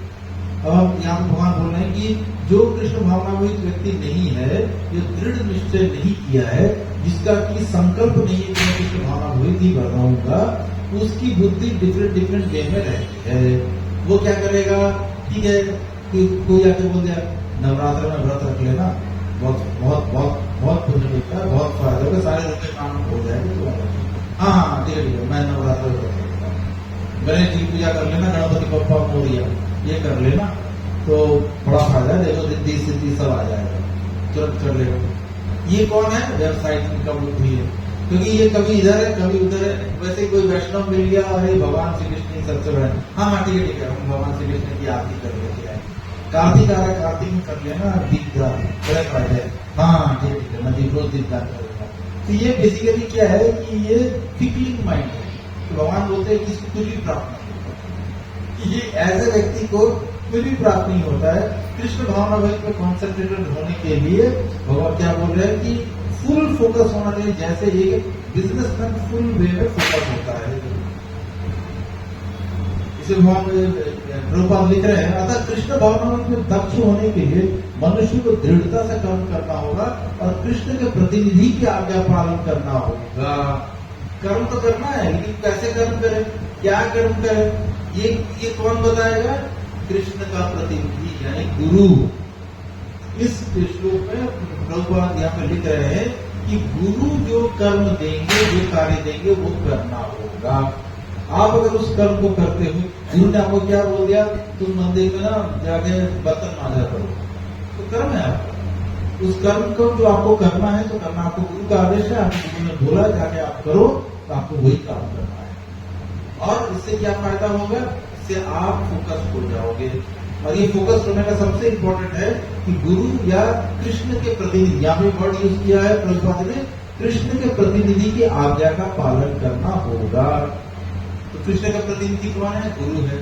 और गुरु के बाद अगर आपको गुरु भी हर रोज मिल नहीं रहे हैं, तो आपको गुरु ने कुछ लोगों को अपना ये करके रखा हुआ है कि आप आगे मेरे उपदेशों का प्रचार करो। तो आपको उनसे राय लेनी होगी, मैं ये करूं नहीं करूं, मैं क्या करूं कि मेरा कृष्ण कॉन्शियसनेस और बढ़े। ये चीज हमें कौन बताते हैं? हमारे मेंटर बताते हैं, हमारे शिक्षा गुरु बताते हैं, जो हमारे साथ रोज जिनके साथ हम वार्तालाप कर सकते हैं। ऐसे लोग हमें गाइड करेंगे कि हमें क्या करना चाहिए, क्या नहीं करना चाहिए। तो यहाँ पे चक्रवर्ती पाद ने बहुत सुंदर बताया है, श्रील विश्वनाथ चक्रवर्ती ठाकुर ने क्या लिखा, यस्य प्रसादात भगवत प्रसादो, यस्य प्रसादान गति कूतो भी ध्यायस्तुमस्तस्य यशस्त्र संधम वंदे गुरु श्री चरणारविंदम। इसे बोल क्या रहे हैं कि ऐसे गुरु जिनके प्रसाद के बिना भगवत प्रसाद नहीं प्राप्त होगा, गुरु के बिना भगवत प्रसाद भी नहीं मिलेगा, भगवान नहीं मिलेंगे। क्यों? क्योंकि भगवान बोलते हैं मेरे पास डायरेक्ट एंट्री नहीं है। किसके थ्रू से एंट्री है? गुरु के थ्रू से। तुम्हारे लिए मैंने गुरु भेजा है, तुमको गुरु के पास जाना है, गुरु के अंदर में रहो, गुरु की आज्ञा का पालन करो, ऑटोमेटिकली तुम मुझे पाओगे, प्रसन्न कर लोगे। तो जैसे हमें पहले बोला जाता है कि हमें पहले भगवान की पूजा करनी चाहिए, भगवान की कृपा से हमें प्रामाणिक गुरु मिलते हैं। और प्रामाणिक गुरु मिलने से क्या होता है? प्रामाणिक गुरु हमें वापस भगवान से जोड़ते हैं। ये राउंड है, सर्कल है, कि ऐसा नहीं कि गुरु अलग कृष्ण अलग सब अलग, नहीं, ऐसा नहीं है। हमें भगवान की पहले प्रार्थना करनी है कि हमारे जीवन में प्रमाणिक गुरु लाने दीजिए, जो कि सही मायने में शास्त्र के हिसाब से जो गुरु है, जो आचार्य, जो अपने आचरण से दिखाता है कि कैसे कोई चीज करनी है, भगवान की सेवा कैसे करनी है, जो मुझे गाइड कर सके कि मुझे कौन सी सेवा करनी है, कैसे सेवा करनी है। तो ये सारी चीजें जो है गुरु अपने शिष्य को बताता है। और गुरु का भी ये गुण होना चाहिए कि वो शिष्य को देख के समझ सके कि भाई ये शिष्य कौन सा काम करने में परफेक्ट है। हर कोई हर काम करने में परफेक्ट नहीं है। अब गुरु ये चीज सोचेगा कि हाँ ये जो शिष्य है ना, इसको थोड़ा थोड़ा क्षत्रिय के गुण है, हाँ भाई इसको ना क्राउड कंट्रोल में करेगा, ये क्राउड कंट्रोल करेगा। तो क्राउड कंट्रोल में पूरी दुनिया आती है और उसके लिए आपको तगड़ा आदमी चाहिए, बोलने वाला आदमी चाहिए, जिसको देख के लोग डरे, ऐसा भी आदमी चाहिए। अब इस तरह के जो व्यक्ति है उसको क्राउड कंट्रोल में भेज दिया गुरु ने। किसी को देखा तो बड़ी सुंदर उसकी भक्ति भावना है, गुरु ने बोला तुम विग्रह सेवा करो, चलो तुम रोज आरती करो, दीप करो, ये करो। कोई आया गुरु के पास में, गुरु ने देखा उसको कि वो कुछ बना के लेके आया, गुरु ने बोला ये तुमने बनाया? हाँ हाँ महाराज जी मैंने बनाया। अच्छा तुमने बनाया तो बड़ा स्वादिष्ट बनाया, तुम भगवान के लिए भोगा बनाओ। ऐसे गुरु चुनते हैं कि तुम ये करो, तुम वो। किसी को देखा होगा ये इससे और कुछ नहीं है, पर ये ना मैनेजमेंट बड़ा अच्छा करता है, मैनेजर सही है ये, इसको ये खुद कुछ किसी चीज में अच्छा नहीं है, लेकिन ये सारे लोगों को पकड़ के काम करवा सकता है। तुम ये काम करो, तुम ये काम करो, तुम ऐसे करो, तुम वैसे करो, तुम मुझे बताओ तुमने क्या किया, ये क्या किया, ये रिपोर्ट दो मेरे को, वो दो मेरे को। ये काम देखा गुरु ने, इसको ना मंदिर का प्रेसिडेंट बना, वाइस प्रेसिडेंट बना, ये वहां पर सही। तो इस प्रकार से गुरु डिसाइड करता है कि तुम्हें क्या काम। सारे लोग भगवान की ही सेवा, गुरु कभी भी अपनी सेवा में नहीं लगाएगा। ये नहीं बोलेगा गुरु की तुम मेरी सेवक बन जाओ ना, गुरु हमेशा आपको भगवान की सेवा में लगाएंगे। और भगवान की सेवा में लगाने से भगवान यहाँ पे क्या बोल रहे हैं कि उस सेवा को करने से ऑटोमेटिकली हम कृष्ण भावनाभूत हो जाएंगे। इसके बाद आता है वेदों के वचन के बारे में, 42-43 श्लोक है। या इसमें भगवान क्या बोल रहे हैं? यामिमां पुष्पितां वाचम् प्रवदन्ति अविपश्चित वेदवाक्यरता पार्थ न अन्यतस्ति अस्तिवादिनः कामात्मनः स्वर्गपरा जन्म कर्म फलप्रदाम् क्रिया विशेष बहुलाम भोग ऐश्वर्य गतिम प्रति। अल्पज्ञानी मनुष्य वेदों के उन अलंकारिक शब्दों के प्रति अत्याधिक आसक्त रहते हैं जो स्वर्ग की प्राप्ति, अच्छे जन्म, शक्ति इत्यादि के लिए विविध सकाम करने की संस्तुति करते हैं। इंद्र तृप्ति तथा ऐश्वर्य में जीवन की अभिलाषा के कारण वे कहते हैं कि इससे बढ़कर और कुछ नहीं है। यहाँ भगवान क्या बोलते हैं कि कुछ लोग वेदों में बड़ा रुचि रखते हैं और वेदों में दिए गए कर्म कांडों में बड़ी रुचि होती है कि ये कर्म कांड कर दो, इसकी पूजा करवा दो, उसकी वो कर दो, तो क्या मिलेगा? ऐश्वर्य मिलेगा। और उससे क्या होगा? ख्याति मिलेगी, तुम्हें तुम्हारा नाम होगा, यश होगा। कुछ लोग और ऊपर हो जाते हैं, तुमको मुक्ति की प्राप्ति होगी, स्वर्ग की प्राप्ति होगी। अगर बड़े इसमें लोग लिखते हैं ना कि मेरे पिता की स्वर्गवासी हो गए। स्वर्गवासी होना कोई अच्छी बात है क्या? मतलब इसमें क्या क्रेडिट है कि स्वर्गवासी हो गए? स्वर्गवासी होना कोई क्रेडिट नहीं है, क्योंकि अगर मान लेते हैं, पहली बात है कि स्वर्गवासी तो कोई होता ही नहीं है। जिंदगी भर तुमने पाप किया और तुमको लगता है तुम स्वर्गवासी हो गए, तो हो गए नहीं, सिर्फ लिख देने से नहीं होगा। तो किसी से हमारे प्रशांत प्रभु जी ने को कोई आदमी बोला था जब ये बात प्रभु जी ने बताया तो अरे प्रभु जी लिखना पड़ता है ना, किसी को लिख तो नहीं सकते कि नरकवासी हो। अब तुमने जिंदगी भर शराब पिया है तो तुम स्वर्गवासी होकर लिखने से स्वर्ग चले जाओ क्या? कितना भी लिख लो तुम स्वर्ग नहीं जाओ, तुम नरक ही जाओगे। तो अब क्वेश्चन है कि ये जितने भी स्वर्गवासी है या नरकवासी है, ये सब बनने का जो प्रोसेस है, ये सब मनुष्य की अंदर की छुपी हुई इच्छाएं रहती है। और वो चाहते हैं कि चलो 4 धाम यात्रा करके आ जाते हैं, इससे बड़ा पुण्य मिलता है, सीधा स्वर्ग जाए। अरे तुम स्वर्ग जाके करोगे क्या? क्षीणे पुण्यम मृत्यु लोकम विशंति, भगवान आगे के श्लोक में आएगा 9 अध्याय, भगवान बोलेंगे अरे तुम ब्रह्म लोग, स्वर्ग तो बहुत ऊपर है, यहाँ पृथ्वी से पास ही है, ज्यादा दूर नहीं है। स्वर्ग जाके भोगना तो बड़ी कॉमन है। अगर तुम ब्रह्मा के लोग, ब्रह्मा जी सबसे ऊपर बैठे हुए हैं, उसके लोग भी चले जाओ, आ ब्रह्म भूमान लोकान पुनरावर्तिनो अर्जुन, तुम ब्रह्मा के लोक में भी जाओगे तो वापस तप से आगे इसी पृथ्वी पे गिरोगे, किसी न किसी माता के गर्भ से निकलोगे, वहां पे गुजरना पड़ेगा तुमको, क्योंकि उन सब चीजों का कोई स्थायित्व नहीं है। ये सारी चीजें जो है, ये वो जो सर्कल है ना, जन्म मृत्यु जन्म मृत्यु जन्म मृत्यु, ये साइकिल है, ये चल रहा है ऐसे ऐसे बोल बोल। तुम तो तोड़ ही नहीं पाए स्वर्ग जाकर, कौन सा तीर मार गया? तुमने बड़े अच्छे पुण्य कर्म किए थे, जिंदगी भर तुमने कोई बुरा काम नहीं किया, बहुत अच्छा किया। भगवान श्री कृष्ण का नाम लिया ना, हम देवी दुर्गा की पूजा करते थे, नवरात्रि और व्रत करते थे, बहुत अच्छी बात है। शिव जी पे लोटा जल चढ़ाते थे, 1 लोटा जल साल परेशानी का है, तो ये सब करते थे हम, करते थे, अच्छी बात है, बहुत अच्छी बात है। आप शिव जी पे लोटा जल चढ़ाते, हनुमान जी को चोला चढ़ाते थे, सिंदूर लगाते थे, ये सब करते थे हम, और बड़े बड़े अच्छे काम किए, कोई बुरा काम नहीं किया, अच्छी बात है। तो तुम गए स्वर्ग में, क्या फायदा हुआ, क्या मिला? इतना पूरा जन्म इतने अच्छे कर्म किए, स्वर्ग पहुंच गए, उसके बाद स्वर्ग में भी जैसे प्रशांत जी बोलते हैं कि ऐसे गुस्से के साथ आपको ऐसे माला पहना चाहिए, जैसे तुम ये पहने ऐसे माला पहना। ये माला जो है, इसका एक एक फूल जो होगा ना, वो सूखेगा, ये सूखता रहेगा, एक एक एक एक करके सूखेगा और झड़ जाएगा, एक सूखा झड़ जाएगा, आखिरी में आता है तो दिखेगा आपको 2 ही फूल बच गया आपको, बाकी तो सब सूख गए। वो 2 फूल जो है वो आपको बता रहा है कि बस अब ज्यादा वक्त नहीं है। जैसे ही वो 2 फूल सूखेंगे, आपको स्वर्ग के गेट में आएगा, पीछे से 2 लात मारेगा, आप वापस यहाँ पे किसी माता के घर में आके गिरो, फिर जन्म मृत्यु, फिर A for apple B for ball शुरू हो जाएगा, फिर ये तुम्हारे पापा मम्मा शुरू हो जाए। और अगर गलती से उस जन्म में कोई पाप कर डाले तो माशा तो जाओ नरक में भोगो, फिर नरक भोग के फिर वापस आओ यहाँ पे। उसके बाद इसके बीच में अगर ज्यादा ही कुछ पाप कर दिया, उपरांत कार्य कर दिया, यूनी बदल गई तो और माशाअल्लाह और एक स्टेप ऊपर चले गए। जितना तक गए थे इंसान बन के शुरू हुए थे, अब बन गए छिपकली। छिपकली बन तो नहीं तो क्या करें, छिपकली बन चुके हैं। तो इसमें राजा मृग का उदाहरण आता है भागवत में।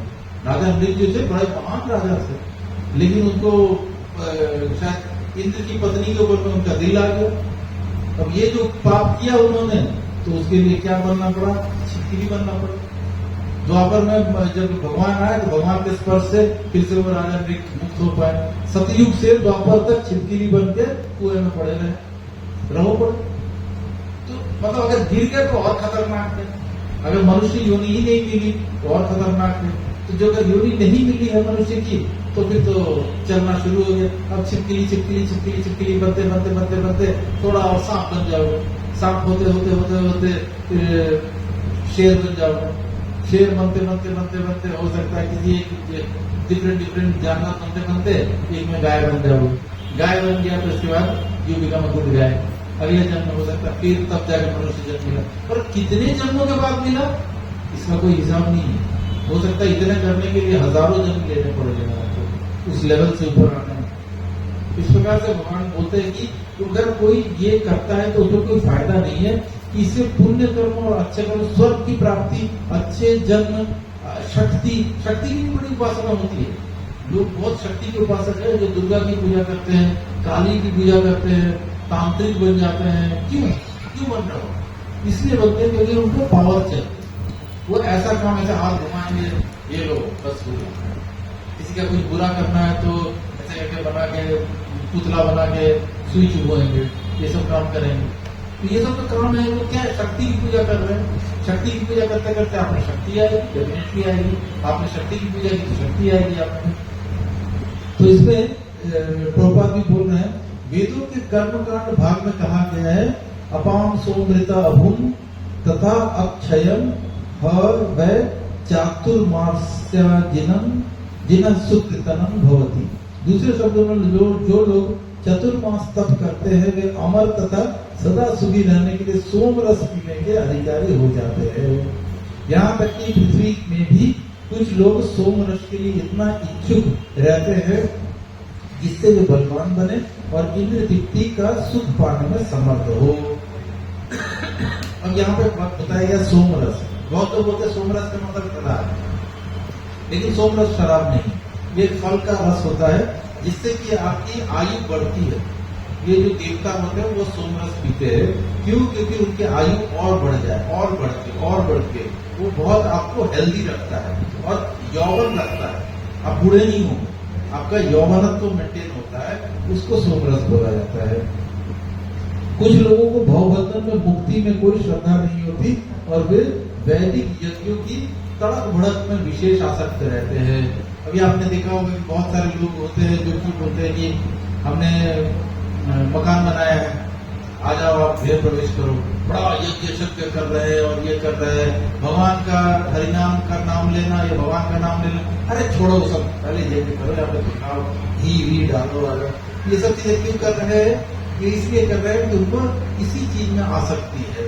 उनको पंडित बुला के, पंडित को अच्छा दक्षिणा देके, कपड़े देके, उनको पंडित के मुंह से भी अपनी तारीफ सुन के और पंडित की धुआं करके आग वाग जला के चला जाएगा। तो ये सब चीजों को वो करते हैं, तो क्यों? क्योंकि उनकी आसक्ति रहती है इन सब चीजों से। वेदों में ये सारी चीजें वेद में वर्णित है, ऐसा नहीं है कि वेद में वर्णित नहीं है। हमारे इसमें एक ये है, माता जी अभी लेक्चर दे रही थी तो उन्होंने अचानक बोल दिया कि अपना करवा चौथ क्यों रखते हैं, माता करवा चौथ रखती है अपने पति के लिए, ये कोई व्रत नहीं है, रखते इसको, इसकी कोई आवश्यकता नहीं है। लेकिन और वैष्णवों में तो है ही नहीं। लेकिन बाद में हमें पता चला कि नहीं, बाकी करवा चौथ का भी विषय में बताया गया है, स्कंद पुराण में इसके विषय में है, करवा चौथ के विषय में बताया गया है, ये व्रत है। तो इस प्रकार से ये सारे पुराणों के व्रत रख लेना, उठपटांग, ये सारे वेदों से ही करते हैं। ऐसा नहीं है कि हमने कुछ भी अपने मन से कर लिया है। ये ज्यादातर आप अपने मन से उठपटांग ढंग से भी कुछ लोग करते हैं, लेकिन ज्यादातर आप देखोगे कि वेदों में वर्णित है, मिल जाएगा, वेद में, पुराण में, उपनिषद में कहीं ना कहीं इसका जिक्र है, वो आप कर रहे हो। लेकिन भगवान बोल रहे हैं कि क्यों करता है ये? आप वेदों के, आप कर्म कांड के ऊपर में आसक्त हो, आपको ये लग रहा है कि आपने करवा चौथ रखा तो आपके पति की उम्र बढ़ेगी, लेकिन पति की उम्र जितनी थी उतनी ही रहेगी। पति अपनी उम्र लेके आए हैं, आप कुछ नहीं कर सकते हो। कौन सकता है? वो कृष्ण कर सकते हैं। तो इसीलिए भगवान का व्रत कौन सा है? एकादशी व्रत। तो वैष्णव कौन सा व्रत रखते हैं? उनको कोई मतलब ही नहीं है ये सब नवरात्रि व्रत रखना और ये रखना, उनके लिए कोई मतलब ही नहीं है।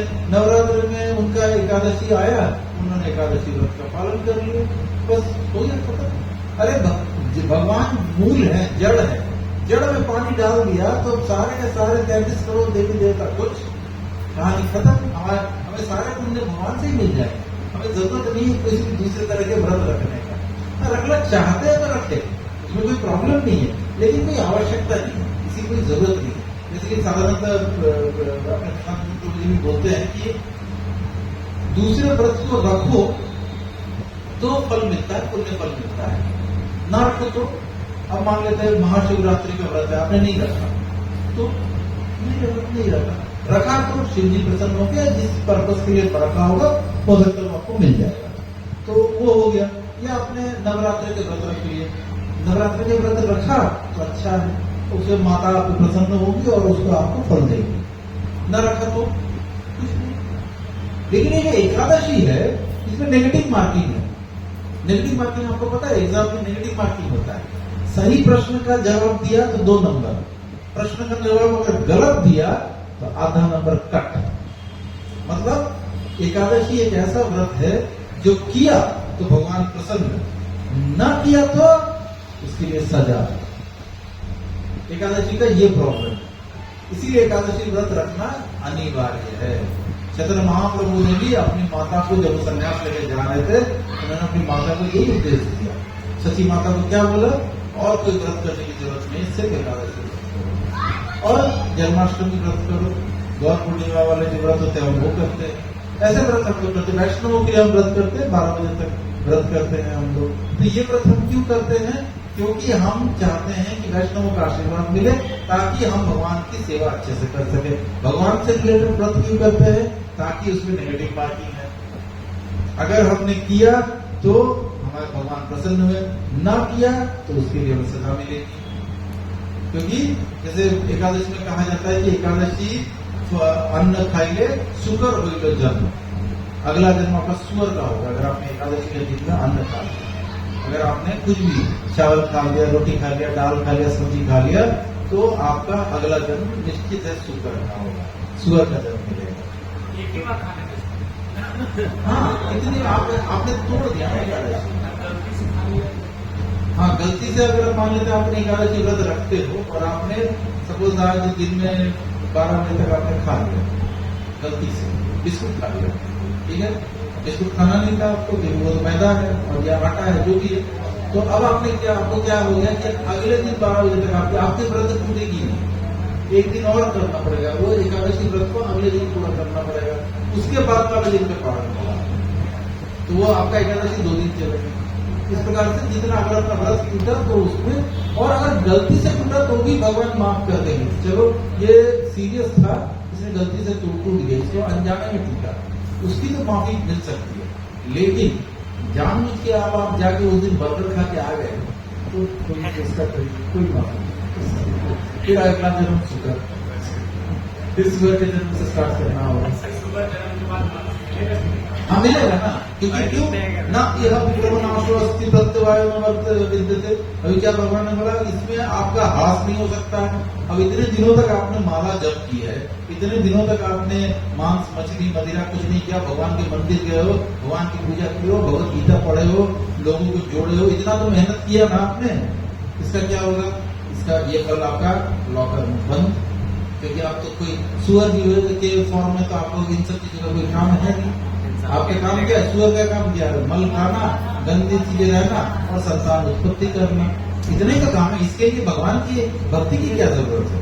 तो करते रहो, करते रहो, करते रहो, करते करते हो सकता है किसी एक बार में आपकी भी तो प्रमोशन होगा, सुअर से ऊपर उड़ जाओगे, तो उसके बाद फिर आप ये हो जाओगे, कोई प्रॉब्लम नहीं है इसमें।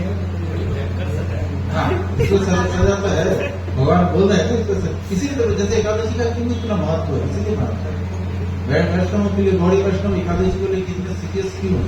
खास करके विशेष करके अन्न को लेकर। बाकी भी एकादशी में बहुत सारे रूल है, जैसे आपको होल डे भगवान का कीर्तन करना, भगवान के पास रहना, ये सब भी है।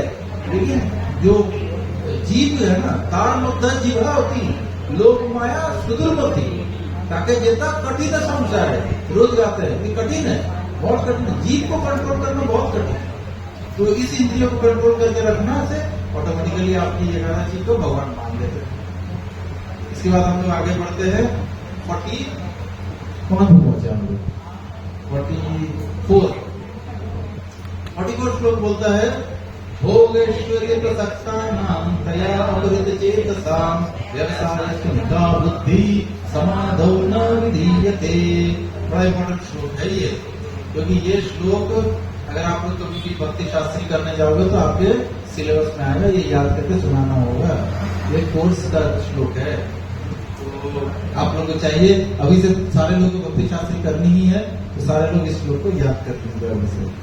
जो लोग इंद्रिय भोग तथा भौतिक ऐश्वर्य के प्रति अत्यधिक आसक्त होने से ऐसी वस्तुओं से मोहग्रस्त हो जाते हैं, उनके मनों में भगवान के प्रति भक्ति का दृढ़ निश्चय नहीं होता है। मतलब भगवान बोल रहे हैं कि आप बहुत लोग होता है ना कि मैं ना भगवान में मन नहीं लगता है, मन ही नहीं लगता है, अरे कुछ भी कर लो मन नहीं लगता है, ये जितनी चीज आप लोग बोलते हो ना वो सबसे भी हमें कुछ मन नहीं लगता है। और मतलब क्यों मन नहीं लगता है? भोग ऐश्वर्य प्रसक्ता नाम, भोग में और ऐश्वर्य के प्रति आपकी जो आसक्ति है, आपको भोगना है, सब चीजों को भोगना है, सुंदर घर भोगना है, सुंदर बच्चे भोगने हैं, सुंदर पत्नी भोगनी है, हर चीज को ये भोग की प्रवृत्ति है ना, ये जब तक रहेगा भगवान की भक्ति में आप आगे नहीं बढ़ सकते हो। क्योंकि भगवान बोलते हैं इन सारे भोगों को साइड में छोड़ के मेरे पास आओगे तभी तो आगे बढ़ोगे। क्योंकि हमारे अगर प्रवृत्ति भोगने में है तो हम कभी भी भगवान की भक्ति में आगे नहीं बढ़ सकते या दृढ़ प्रतिज्ञा नहीं होगी। यहाँ पे क्या बोलने वाला कि व्यवसायित्मिका बुद्धि है, एक बार फिर से बाबा ने बोला है व्यवसायित्मिका बुद्धि मतलब वो दृढ़ एकदम फोकस कि भाई हमें भगवान को ही पाना है, कृष्ण ही भगवान है, no left no right only centre में कृष्ण पास, हमें कृष्ण को पाना है और कृष्ण के लिए कर्म करना है। तो ये तब तक नहीं होगा दृढ़ता के साथ में जब तक हमारी जरा सा भी भोग में या इसमें ऐश्वर्य के प्रति हमारी जो रुचि है वो बनी रहेगी।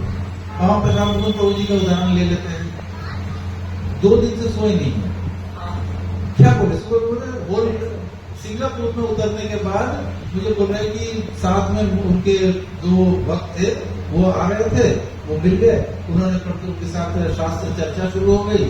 तो जितनी देर सोचे थे वो कि शायद 2 घंटा थोड़ा रेस्ट ले लूंगा, तो रेस्ट क्या लेना, ये रात भर की चर्चा चलती रही, फिर फ्लाइट में बैठ गए तभी भी चर्चा चल रही है, यहाँ तक कि प्रसाद पाने का भी टाइम नहीं मिला। जबकि ऑस्ट्रेलिया के जितने भक्त थे उन्होंने प्रभु जी के लिए प्रसाद दे दिया था कि आप रास्ते में छोटे मोटे ड्राई प्रसाद जो होते वो आप रख लो, पैकेट एक आध पैकेट नहीं। हम लोग कितने थे, 12-15 लोग थे सुबह में।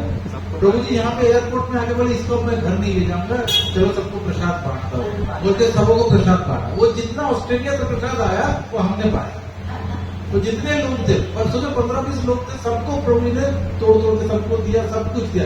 कुछ वो थेपले वेपले माताओं ने बना के दिए थे, और वो छोटे टुकड़े कर दिए थे ताकि प्रभु जी को तो एक थेपला को तोड़ना नहीं पड़े, पैकेट के अंदर में डाल दिया था और छोटा छोटा टुकड़ा बना दिया था ताकि ऐसे उठाओगे तो एक टुकड़ा आ जाएगा, मुंह में चला जाएगा, तोड़ के खाने की जरूरत नहीं। वो क्या है, प्रभु जी वो सारा कुछ हमने पाया, जितने लोग थे सब में बांटा प्रभु जी ने। वो जो काजू और उसके मिठाई बनाई थी, हाँ ड्राई फ्रूट्स की जो मिठाई बनाई थी, 3 या 4 पैकेट थी। जब प्रभु जी ने शुरू में देना शुरू किया ना, मैं तो डर गया, इतना आधा करके मिठाई देने वाले इतने लोग हैं, यहाँ पे कैसे होगा। उसके बाद जब निकालते एक पैकेट निकलता है, तो प्रभु जी को कोई जरूरत ही नहीं है, ना तो कोई प्रसाद की जरूरत है ना किसी चीज की। क्यों? क्योंकि भोगने की प्रवृत्ति नहीं है, आसक्ति नहीं है, भोगने की आसक्ति नहीं है। भले ऑस्ट्रेलिया जा रहे हैं, लेकिन ऑस्ट्रेलिया में जाकर प्रभु जी ने ऑस्ट्रेलिया 2 बार होके आगे पूछ रहे प्रभु जी से, प्रभु जी कहीं घूमने के लिए गए थे क्या? ना, कहीं नहीं। पर्थ में गए थे, प्रभु जी ने बोला कि एक प्रभु जी का एक वीडियो है जिसमें प्रभु जी बीच में बैठे हुए हैं, बीच में खड़े थे, एक वीडियो है। प्रभु जी ने बोला ये बीच जो था ना जहां मैं रह रहा था उसके एकदम सामने था, उसको वॉकिंग डिस्टेंस था। तो सुबह में जब माला लेके मैं वॉक करते करते बीच तक चला गया, और वो भी एक दिन। ये पूरे 2 हफ्ते में एक दिन बीच में गए थे, बाकी में कहीं भी नहीं जाने का, सिर्फ और सिर्फ मंदिर या तो डिवोटी के घर में होम प्रोग्राम, इतने प्रभु जी ने पूरा ये दिखा दिया। तो इस प्रकार से हम देख सकते हैं जिनमें भोगने की प्रवृत्ति नहीं होगी वो कृष्ण भावना को कठोरता से पकड़ेगा, नियमों को एकदम दृढ़ता से जिएगा। उसके लिए मतलब वो सारे नीति के ऊपर विजय प्राप्त कर लेगा। 2-2 घंटा सो के प्रभु जी ने 2 हफ्ते निकाल दिए। और आज भी सोचो, मैंने 2 रात से सोए नहीं है, अभी भी है, बोले कि हाँ मैं अगर कहीं पे आज मेरा क्लास होगा तो मैं जा सकता हूँ, कल क्लास करना है। मामलों तो ये बोले प्रभु जी वही आपका सोना है, क्लास में जब आप बोलते हो ना वही आपका रेस्ट है। तो मतलब इतना प्रभु जी उसमें लीन है। तो ये क्यों होता है, हमें क्यों नहीं हो रहा है? हमें इतना देर बोल दिया है, हम फिर उसके बाद धीरे धीरे रंजन प्रभु जी तो थोड़ा सा भूख भी लगे, प्रभु जी थोड़ा सा प्रयास चाहिए। तो अभी रंजन प्रभु जी देखो सब तैयारी करके लेके आ गए। तो ये क्या है? भोगने की प्रवृत्ति, भोगने की प्रवृत्ति और कुछ नहीं है, ये सब भोग है। प्रभु जी अपना वहां पे जो ऑस्ट्रेलियन भक्त है वो लोग बोल के रहे, सुबह प्रभु जी को उठे, रोज के 8 बजे नॉक किया, वहां पे तो लोग बिना नॉक करके नहीं आते, नॉक किया, प्रभु जी संप्रसाद, प्रभु जी बोला नो, 10 बजे नॉकिंग, प्रभु जी संप्रसाद, नो, 12 बजे, 11 बजे तक प्रभु जी भी now you have to go, एक डिवोटी के घर जाना है। हमारे यहाँ पे इंडिया में घर होता है, एक घर का दीवार और दूसरे घर की दीवार साथ में होती है। वहां पे एक घर के बीच में 2 घर के बीच में 1.5 किलोमीटर का फर्क है, आदमी नहीं है। प्रभु जी बता रहे थे ऑस्ट्रेलिया में आदमी नहीं है, तो एक एक घर जो होता है वो 1.5 किलोमीटर 2 किलोमीटर दूर है, और पूरा का पूरा घर होता है, ऐसे बिल्डिंग अपार्टमेंट नहीं है, कोई अपार्टमेंट नहीं है, पूरा का पूरा जमीन खरीदो, अपना घर बनाओ, सामने गार्डन बनाओ, सब कुछ करो। तो वो अब उस तरह का है। और उनके घर में प्रभु जी पहुंचे, वहां पे पहुंचने के साथ उन्होंने प्रभु जी के लिए, प्रभु जी बोल के जो जो माताओं ने बनाया वो सब लेके आ गए। उसको देखते के साथ प्रभु जी क्या बोल रहे हैं वहां पे, बहुत बताते हैं। प्रभु जी देखते हुए सुबह से इन्होंने बहुत दिया है, अब नहीं चाहिए, पेट भरा हुआ। सुबह से क्या किया, नो थैंक्स। क्यों? क्योंकि इसको तो शास्त्र पढ़ना है, भगवान में रुचि। उनका दिमाग में एक ही चीज घूम रहा है कि इसके बाद मेरे को 3 घंटे का लेक्चर देना है, उसकी स्टडी करनी है। ये खा के समय बर्बाद नहीं करना है, सो के समय बर्बाद नहीं करना है। ये कैसे हो रहा है? भोग ऐश्वर्य प्रसक्ता नाम, भोगने की प्रवृत्ति नहीं है। किसी भी चीज को प्रभु जी ने अपने भोगने की प्रवृत्ति का त्याग कर दिया। तो ये भोग ऐश्वर्य प्रसक्ता नाम, इसमें बहुत सुंदर प्रभु जी का उदाहरण आता है। उसके बाद बोल रहे हैं 45 वेदों में मुख्यतः प्रकृति के तीनों गुणों का वर्णन हुआ है। हे अर्जुन, इन तीनों गुणों से ऊपर उठो, समस्त द्वैतों और लाभ तथा सुरक्षा की सारी चिंताओं से मुक्त होकर आत्मपरायण बनो। इसमें बोल क्या है कि इसमें वेदों में 3 प्रकार की जो प्रकृति के गुणों का भी वर्णन हुआ है, सतगुण, रजगुण, तमोगुण। ये 3 प्रकार के गुण हैं, और ये प्रकृति हमें इन तीनों गुणों से बांधती है। हम लोग कभी कुछ काम रजोगुण में करते हैं, कभी कुछ काम सतोगुण में करते हैं, कभी कुछ काम तमोगुण में करते हैं, लेकिन हम ये तीनों गुणों से बंधे हुए हैं। अगर जब तक हम इन तीनों गुणों की रस्सी को काटते नहीं है, तीनों ही रस्सी है, सतोगुण की रस्सी सोने की है, रजोगुण की रस्सी चांदी की है, तमोगुण की रस्सी जो लोहे की बोल लो, तो लेकिन है तो रस्सी की, तो आपको बांधेगी। जो अभी हम लोगों ने बोला ना कि आपने बहुत अच्छे काम किए, तो सतोगुण में काम किया, आपको किसी पे दया आ गई, आपने बहुत अच्छा काम किया, मदद कर दी, क्या किया, सतोगुण में काम किया। सतोगुण में काम करोगे तो पुण्य मिला, फिर बांधने वाली रस्सी। बुरा काम किया, तमोगुण में किया तो भी बांधने वाली रस्सी है। तो तमोगुण में करो, रजोगुण में करो, ये सारी रस्सियां है जो कि आपको बांधेगी। हमें इन तीनों रस्सियों से ऊपर उठना है, इनको काटना है। तो इसमें पहले तो सतोगुण तक पहुंचे। अभी जब हम लोग जिंदगी जीते हैं वो हम लोग मिक्स जिंदगी है, कभी रजो, कभी तमो, कभी सतो, कभी कुछ कभी है ना। लेकिन इसके ऊपर उठना है, तो ऊपर उठने के लिए आप ऊपर का स्टेप कौन सा है, सतोगुण। तो ये जो प्रभुपाद ने हमें नियम दिया है कि नॉन वेजिटेरियन फूड मत खाओ, या फिर पराई स्त्री संग मत करो, या फिर जुआ मत खेलो, तो ये सारे जो नियम दिए हैं, या किसी प्रकार का नशा मत करो, ये कहां तक ला रहे हैं प्रभुपाद? सतोगुण। अरे सतोगुण तक तो पहुंचो, जब तक सतोगुण में नहीं पहुंचोगे तब तो कटने की बारी आएगी, ताकि ये रजू और तमो से बाहर निकल के सतो तक पहुंच गए तो आपका मतलब अब आप प्लेटफॉर्म पे आ गए, सही जगह पर। अब इसके ऊपर आपको इस सतोगुण को काट के शुद्ध सत्व को पहुंचना है, शुद्ध सत्व के बाद विशुद्ध सत्व में पहुंचना है। बहुत ऊपर का स्टेज है ये सब, तब जाके आप एक्चुअल भगवान का प्रेम रस प्राप्त करोगे, भगवान के भाव में जाओगे। ऐसे घूमते फिरते लोग बोलते हैं ना, हम तो भाव से करते हैं। अरे भाव नहीं है, अभाव है, कोई भाव नहीं है। ये बेसिकली जो है वो सिर्फ और सिर्फ इमोशन है। हम लोग बोलते हैं हम तो भाव में हम भगवान को खिलाते हैं, अरे आप भाव में नहीं खिलाते। ये जो है वो सिर्फ आपकी मन का एक इमोशनल फीलिंग है। तो इसमें इमोशनल फीलिंग का कोई वैल्यू नहीं है, क्योंकि भाव अभी प्रभु जी जैसे बताते हैं, जो भक्ति की 9 सीढ़ियां हैं, तो भाव बहुत ऊपर है। भाव के बाद सिर्फ एक चीज है, प्रेम। वो राधा रानी वाला प्रेम है, वो कोई सामान्य प्रेम नहीं है। तो भाव के स्टेज तक तो पहुंचता ही नहीं है, बहुत मुश्किल है। अनर्थ निवृत्ति नहीं हो पाएगी, भाव कहां पहुंच जाओगे? भाव तक कभी होगा ही नहीं। तो भाव पहुंचना मतलब बहुत ऊपर का स्टेज है भाव। उसका प्रेम, भाव के बाद प्रेम, 8वां भाव, 9वां हो गया प्रेम।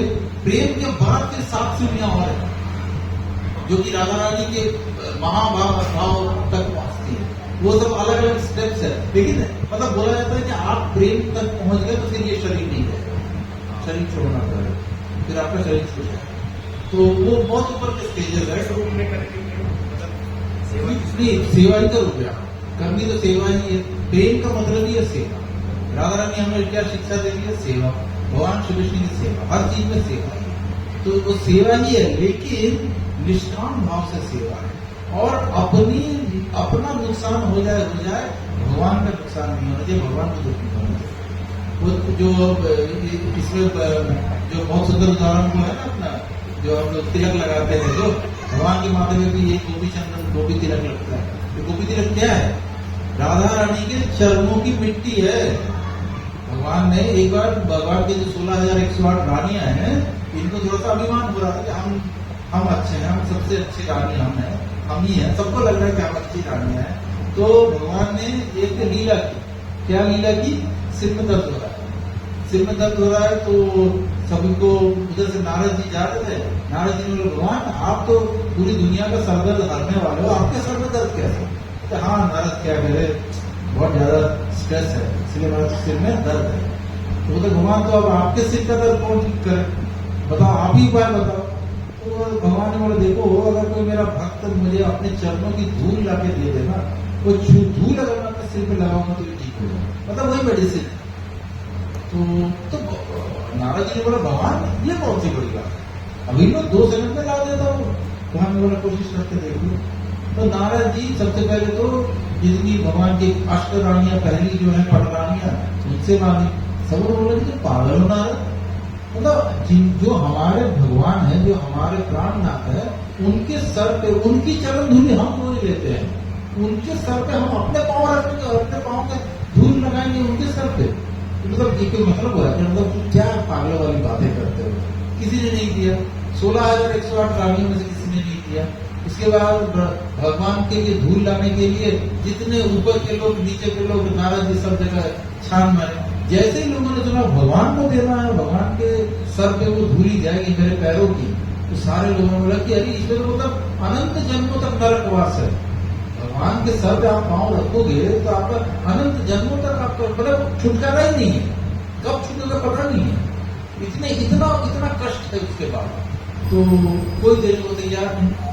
तो घूम फिर के आगे हाँफते पीटते नारद जी ने कहा, भगवान आई एम सॉरी, मिला नहीं, आप सही बोल रहे थे, मिलेगा, मुझे लग रहा था मिल जाएगा, पर मिला नहीं। तो भगवान ने बोला, तुमने सब जगह देख लिया? तो उन्होंने बोला, हाँ सब जगह देख लिया, ऊपर के लोग नीचे के लोग सब देख लिया। तो भगवान ने उनसे बोला कि तुमने वृंदावन में जाकर पूछा गोपियों से? मतलब गोपियों से क्या पूछा? बोले एक बार पूछ लो, उनसे देख लो अगर वो क्या बोलती है। तो उन्होंने बोला कि हाँ ये रह ही गया, चलो पूछ लेते हैं। तो उधर गए तो ज्यादातर गोपियां कुएं से पानी निकाल रही थी, कुछ कर रही थी, भगवान के लिए रो रही थी, भगवान का नाम लेके उनका कीर्तन कर रही थी, उनके गुणों का यशगान कर रही थी, बचपन में भगवान क्या क्या उनके साथ किए थे उसको सोच रही थी और रो रही थी। और इतने में गोपियों के पास जाके उन्होंने, नारद जी ने थोड़ा सा बताया डायरेक्टली क्या मांगे, उन्होंने थोड़ी थोड़ी पहले भूमिका बांधी, ये है आप लोग इतने दुखी मत हो, और द्वारकाधीश है, सकुशल है, सब ठीक ठाक है, बोलते बोलते बड़े। फिर किसी गोपी ने पूछा, आप अचानक आज वृंदावन में कैसे आए? तो उन्होंने बोला, असल में ना भगवान के सर में दर्द है। सारी गोपियों ने अपने कर्म छोड़ दिए, कुएं से मटका निकालना, कंस के लिए दूध कर देने जाना, सब गोपियां इकट्ठी। क्या कहा?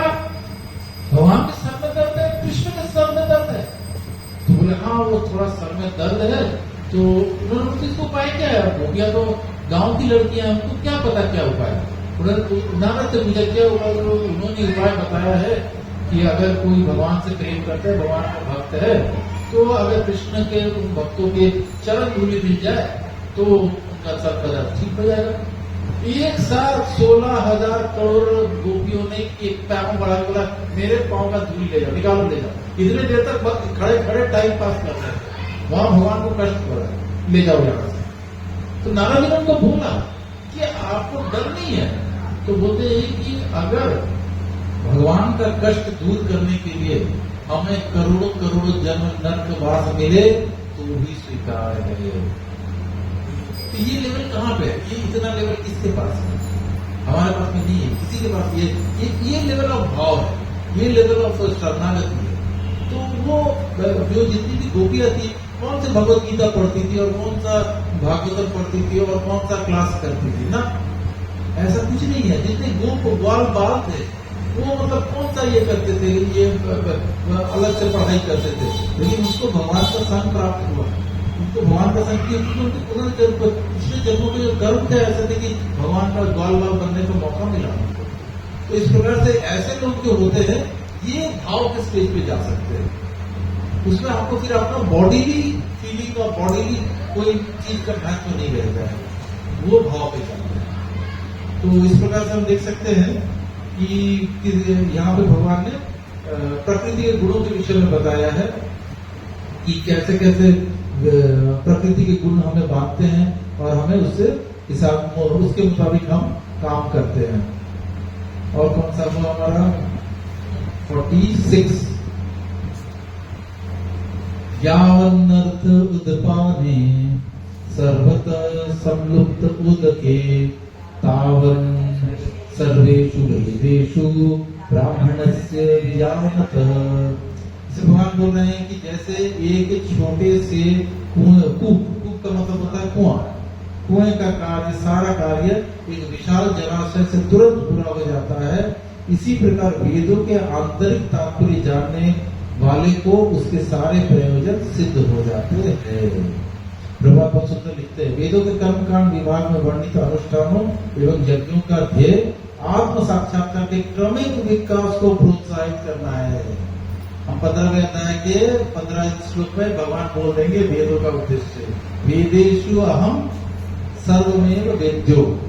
वेदों में अगर जानने लायक कुछ है, कर्म कांड नहीं है, ये पूजा कर लो, ये व्रत कर लो, ये नहीं है। पूरा वेद पढ़ के अगर आपने ये नहीं समझा कि कृष्ण ही भगवान है और उनकी पूजा करनी है, उनकी आराधना करनी है, तो आपका वेद पठन बेकार गया। श्रम में वही केवल और केवल आपने श्रम किया है, कुछ नहीं किया। तो इस प्रकार से भगवान बोलते हैं कि जो वेदों के जो पर्पस है उसको समझ लेते हैं, उनके लिए सारे प्रयोजन सिद्ध हो जाते हैं। और उसमें क्या बताते हैं, कृष्ण को तथा उनके साथ अपने शाश्वत संबंध को समझना, ये वेदों का पर्पस है। हमारा और कृष्ण के बीच में क्या संबंध है, ये समझना ही वेदों का तात्पर्य है। इसमें एक श्रीमद् भागवत का श्लोक भी प्रभुपाद ने मेंशन किया है, 3rd chapter 33 chapter 7th श्लोक। उसमें बोल रहे हैं, अहोपतर्षोपचोतो गरियान् यज्ञयायते वर्तते नाम तुभ्यं तपस्तुपस्ते जुहुः सख्योर्य बहुनुश्चरणाम गृणन्ति ये ते। हे प्रभु, आपके पवित्र नाम का जप करने वाला भले ही चांडाल जैसे निम्न परिवार में क्यों न जन्म हुआ है, किंतु वह आत्म साक्षात्कार के सर्वोच्च पद पर स्थित होता है। ऐसा व्यक्ति अवश्य ही वैदिक अनुष्ठानों की सारी तपस्या संपन्न किए होता है, अनेक बार तीर्थ स्थानों में स्नान करके वेदों का अध्ययन किए होते हैं। ऐसा व्यक्ति आर्य कुल में सर्वश्रेष्ठ माना जाता है। मतलब भगवान का पवित्र नाम लेने वाला जो होगा वो भले ही चांडाल जैसे निम्न वर्ग में जन्म। उदाहरण कौन है? श्रील हरिदास ठाकुर यवन खानदान में जन्म, मुसलमान खानदान में जन्म हुआ था। वहाँ पे वो लोग मांस मछली खाने वाले थे और उनको 21 बाजारों में पीटा गया, फिर भी उन्होंने हरिनाम नहीं छोड़ा और वो हरिनाम के आचार्य बन गए। इस प्रकार से हम देखते हैं कि इससे कोई फर्क नहीं पड़ता। बहुत मुसलमान हुए हैं, सारे मुसलमानों ने बहुत सुंदर भक्ति की है। तो अब हमारे जितने भी ये है इसमें लोग हैं, उनके पूर्व जन्मों के कर्मों के फलस्वरूप उनको ऐसी भक्ति उनके पास आती है और उस हिसाब से वो जो भक्त है उनको माना जाना चाहिए कि वो सारे वेदों को ऑलरेडी पढ़ चुके हैं, उनको सब कुछ पता है। वो भले वेद पढ़े ना पढ़े, उनको सब कुछ पता है। अगर उनको हरिनाम समझ में आ गया, अगर उनको ये समझ में आ गया कि कृष्ण ही भगवान है, तो उन्होंने सारे वेद पढ़ लिए। इसका मतलब अगर हम में से सब कोई अगर ये समझते हैं कि कृष्ण ही भगवान है, कृष्ण ही आराध्य है, कृष्ण का ही भजन करना है, इसका मतलब आप जान लीजिए कि आपने वेदों के मर्म को समझ लिया है। अगर इस जन्म में आपने वेद नहीं भी पढ़े है, कोई बात नहीं, आपने पूर्व जन्मों में वेद पढ़ चुके हो और आप समझ चुके हो, तभी इस बार जन्म में आपको कृष्ण समझ में आ रहे हैं। वरना कृष्ण नहीं समझ में आएंगे। आपको दुर्गा समझ में आएंगी, काली समझ में आएंगे, गणपति समझ में आएंगे, शिव जी समझ में आएंगे, कृष्ण समझ में नहीं आएंगे। तो इस प्रकार से बहुत सुंदर इसका ये किया है प्रभुपाद ने भी, बड़ा सुंदर इसका डिटेल में एक्सप्लेनेशन दिया है, पढ़ के देख सकते हैं। हम लोग थोड़ा जल्दी जल्दी जा रहे हैं क्योंकि 50 करना है हम लोगों को। 47 इस श्लोक को हमारे B.R. चोपड़ा जी ने फेमस बना दिया। ये महाभारत का बच्चा बच्चा जाता है ये श्लोक को। कर्मण्येवाधिकारस्ते मा फलेषु कदाचन मा कर्मफल हेतुर्भू मा ते संगो अस्तु अकर्मणि। इसमें 4 डिवीजन है। इस श्लोक के 4 भाग होते हैं। पहला क्या बोलते हैं, कर्मण्येवाधिकारस्ते मतलब कर्म करने का अधिकार है। मां फलेषु कदाचन फल का अधिकार नहीं है। इसका मतलब कोई ये बोल सकते हैं अगर फल का अधिकार ही नहीं है तो मैं कर्म करूं क्यों, और अगर सब कुछ भगवान के आशीर्वाद से ही होना है तो मैं क्यों कर्म करूं। उसका अगला लाइन में बोलते हैं मां कर्म फल हेतुर्भू मतलब तुम्हारे पास कर्म नहीं करने के अलावा कोई उपाय नहीं है। इसका मतलब तुम्हें कर्म करना ही होगा। तो उसका उन्होंने ये बोला है। और क्या लिखा है इसमें, कर्म और सिर्फ उतना ही, कर्म को कारण भी मत मानो, तुम करता हो ये मत मानो। तुमको करता बोल के मैं काम करवा रहा हूँ। अर्जुन को क्या बोला, तुम ये मत समझो कि मैं करता हूँ, मैं मार रहा हूँ, कि मैं को बीच से हटा दो।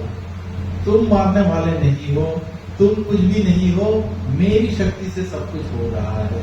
मैं जैसा चाहूंगा वैसा होगा, तुम सिर्फ निमित्त बनो। निमित्त भव सव्यसाची। आगे के श्लोक में आएगा, भगवान लास्ट में एक बार बोलेंगे ये वाक्य अर्जुन को। तुम सिर्फ कारण बन जाओ, और तुम कारण हो ये मत सोचो, मैंने तुम्हें कारण बनाया है, इसलिए तुम सिर्फ जैसा मैं बोलता हूँ वैसा करो। इसलिए इसका प्रभाव क्या बोलते हैं, तुम्हें अपना कर्म कर्तव्य करने का अधिकार है, किंतु कर्म के फलों के तुम अधिकारी नहीं हो। कितनी भी मेहनत कर लो, तुम ये नहीं क्लेम कर सकते हमने बहुत मेहनत की थी फिर भी मेरा एग्जाम में मैं IAS नहीं बन पाया, मेरा IIT नहीं निकला। अरे तुम्हारा IIT निकलना नहीं निकलना तुम्हारे परिश्रम पे नहीं है। अगर परिश्रम से ही सब कुछ हो जाता तो एक रिक्शा वाला सबसे ज्यादा परिश्रम करता है, जो ठेला चलाता है सबसे ज्यादा परिश्रम करता है, उसको तो करोड़पति बनना चाहिए था ना। इतना मेहनत कौन कर सकता है। हमने बोलते हैं मेहनत करो, मेहनत करने से मिलेगा, मेहनत से नहीं मिलेगा। भगवान क्या बोलते हैं कि जो तुम्हारे पूर्व जन्म के कर्मों में प्रारब्ध है उतना तुमको अपने आप मिलेगा। लेकिन इसका मतलब ये नहीं कि तुम हाथ पांव ये करके सो जाओ कि भाई जब अपने आप होगा तो होगा। कर्म करने का प्रयास करना है, प्रयास करते रहो। कर्म का फल देना मेरे हाथ में है, वो मैं डिसाइड करूंगा तो मिलना चाहिए नहीं मिलना चाहिए। इस प्रकार से 48 हे अर्जुन, जय अथवा पराजय की समस्त आसक्ति त्याग कर समभाव से अपना कर्म करो, ऐसी समता योग कहलाती है। अब यहाँ पे भगवान ने योग शब्द का अर्थ बताया है कि तुम किसी भी प्रकार की निष्काम कर्म करो, मतलब किसी भी प्रकार के फल की चेष्टा मत करो, जीतने का या हार जाने का, ये सब चीजें सोचना छोड़ दो। तुम आसक्ति त्याग करो, जितनी आसक्ति है उसका त्याग करो, और समभाव से जो कि तुम्हारा कर्तव्य है ये समझ के युद्ध करो। ऐसे अगर तुम मेरी आज्ञा का पालन करोगे तो तुम मुझसे जुड़ोगे। मुझसे जुड़ने का मतलब क्या हुआ है, योग। ये योग है। योग का मतलब ये नहीं है कि एक टांग ऊपर एक टांग नीचे करके नाक बंद करके फूं फूं फूं फूं कर रहे हैं, ये योग नहीं है। ये योग है जैसे शारीरिक योग है। शारीरिक कसरत करना योग नहीं है। शास्त्र बोलते हैं योग का मतलब है 1+1 2, मतलब हमें भगवान से जुड़ना है। हम अगर भगवान से जुड़ेंगे तो योग होगा। अब कैसे जुड़े, कर्म के माध्यम से जुड़े तो कर्म योग, ज्ञान के माध्यम से जुड़ेंगे तो ज्ञान योग, ध्यान के माध्यम से जुड़ेंगे ध्यान योग, ये सारे योग है। भक्ति के माध्यम से जुड़ेंगे तो भक्ति योग। तो इस प्रकार से हम देख सकते हैं कि ये योग का ये मतलब है। और इसके बाद भगवान क्या बोलेंगे 49 में क्या बोल रहे हैं, हे धनंजय, भक्ति के द्वारा समस्त गर्हित कर्मों से दूर रहो और उस भाव से भगवान की शरण ग्रहण करो। जो व्यक्ति अपने सकाम कर्म फलों को भोगना चाहते हैं वे कृपण हैं। यहाँ पे कृपण का मतलब कंजूस। तो भगवान क्या बोल रहे हैं कि जो अपने सकाम कर्मों के फल को भोगना चाहते हैं, यानी कि सपोज हमने कोई कर्म किया और हम उसका फल को भोगना भी चाहते हैं, ये हमने पैसा कमाया तो हम उस पैसे से भोगेंगे ना। कैसे भोगेंगे? भोगने के बजाय हम यहाँ से ना पैसा कमा लिया, जेब में पैसा है, चलो स्विट्जरलैंड घूमने चलते हैं। तो ये आप घूम के आ रहे हो और ये कर रहे हो, ये भोग रहे हो। भोगने का जो प्रवृत्ति है वो इसके लिए बोला जाता है वो कृपण है। कृपण कौन होता है? कंजूस, जो कि अपने पास साधन होने से भी उसको खर्चा नहीं करना चाहता। तो भगवान बोल रहे हैं कि अपने के भोग में अगर तुम लिप्त हो तो तुम कृपण हो।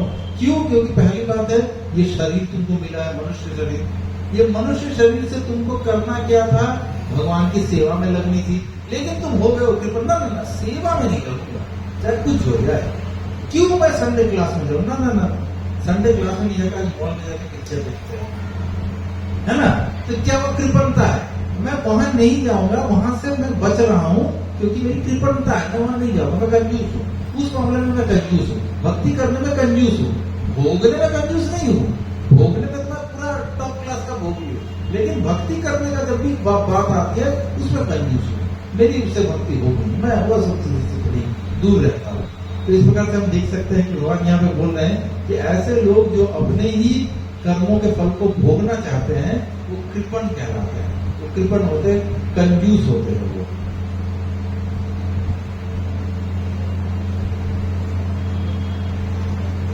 और कहाँ पे हम लोग हैं? अब 50 पहुंच गए। इसका भी तात्पर्य बहुत सुंदर है। तो इस पर लिख रहे हैं, जो व्यक्ति भगवान के दास के रूप में अपने स्वरूप को समझ लेता है वो कृष्ण भवन में स्थित रहने के अतिरिक्त सारे कर्मों को छोड़ देता है। ये सारे कर्म जब तक हम लोग करते रहेंगे अपने भोग के लिए, इसका मतलब हम कृपण है, हम ये मनुष्य शरीर का दुरुपयोग कर रहे हैं। ये चीज यहाँ पे बोल भी, यहाँ पे देखो, यहाँ पे ये कृपणों को ये ज्ञात नहीं है कि दैववश का मतलब होता है भगवान की कृपा से या कठोर श्रम से अर्जित संपत्ति का किस तरह सदुपयोग करे। कृपण लोग, और एक आदमी होता है जो 1 लाख रुपया कमाता है, लेकिन वो कहाँ जाता है? वो जाता है अपना अमेरिका घूमने जा रहे हैं, कनाडा घूमने जा रहे हैं, या 5-10 गर्लफ्रेंड बना के घूम रहा है। क्या कर रहा है? भोग कर रहा है। होटल में जा रहा है, पिक्चर देख रहा है, ये सब क्या है? भोगने की बड़ी गाड़ी खरीदी है, इसलिए भोगने के लिए। तो भगवान बोले उनको पता नहीं है कि इसका सदुपयोग कैसे करें, किस प्रकार से इसका करेक्ट यूटिलाइजेशन होगा। एक वो आदमी होगा जो भोग के लिए करेगा, दूसरा जो कृष्ण भावनामय है वो भी 1 लाख कमाएगा, लेकिन वो अपने पैसे से क्या करेगा?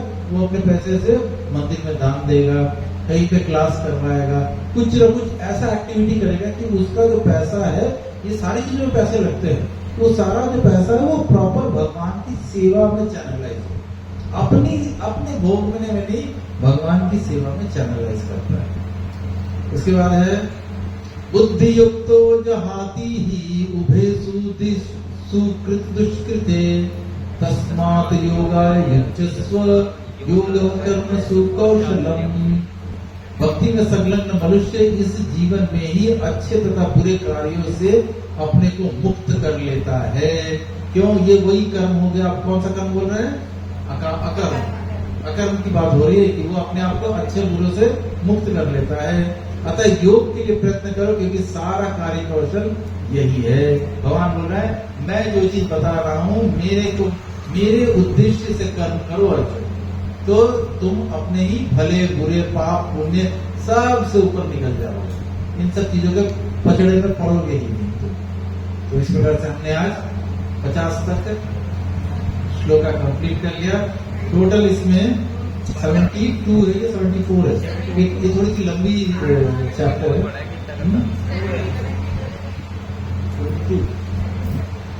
हाँ, आखिरी श्लोक 72 है, तो बचे हैं 22। तो 22 श्लोक हम लोग एक और क्लास में 22 श्लोक हो जाएगा, लेकिन अगले संडे मैं नहीं हूँ यहाँ पे। तो गंभीर रावत प्रभु जी आप हैं? अगर आप हैं प्रभु जी तो मैं रिक्वेस्ट करूंगा कि गीता वाला मैं करूंगा, आप प्रभु जी फिर वैष्णव सदाचार क्या हरिनाम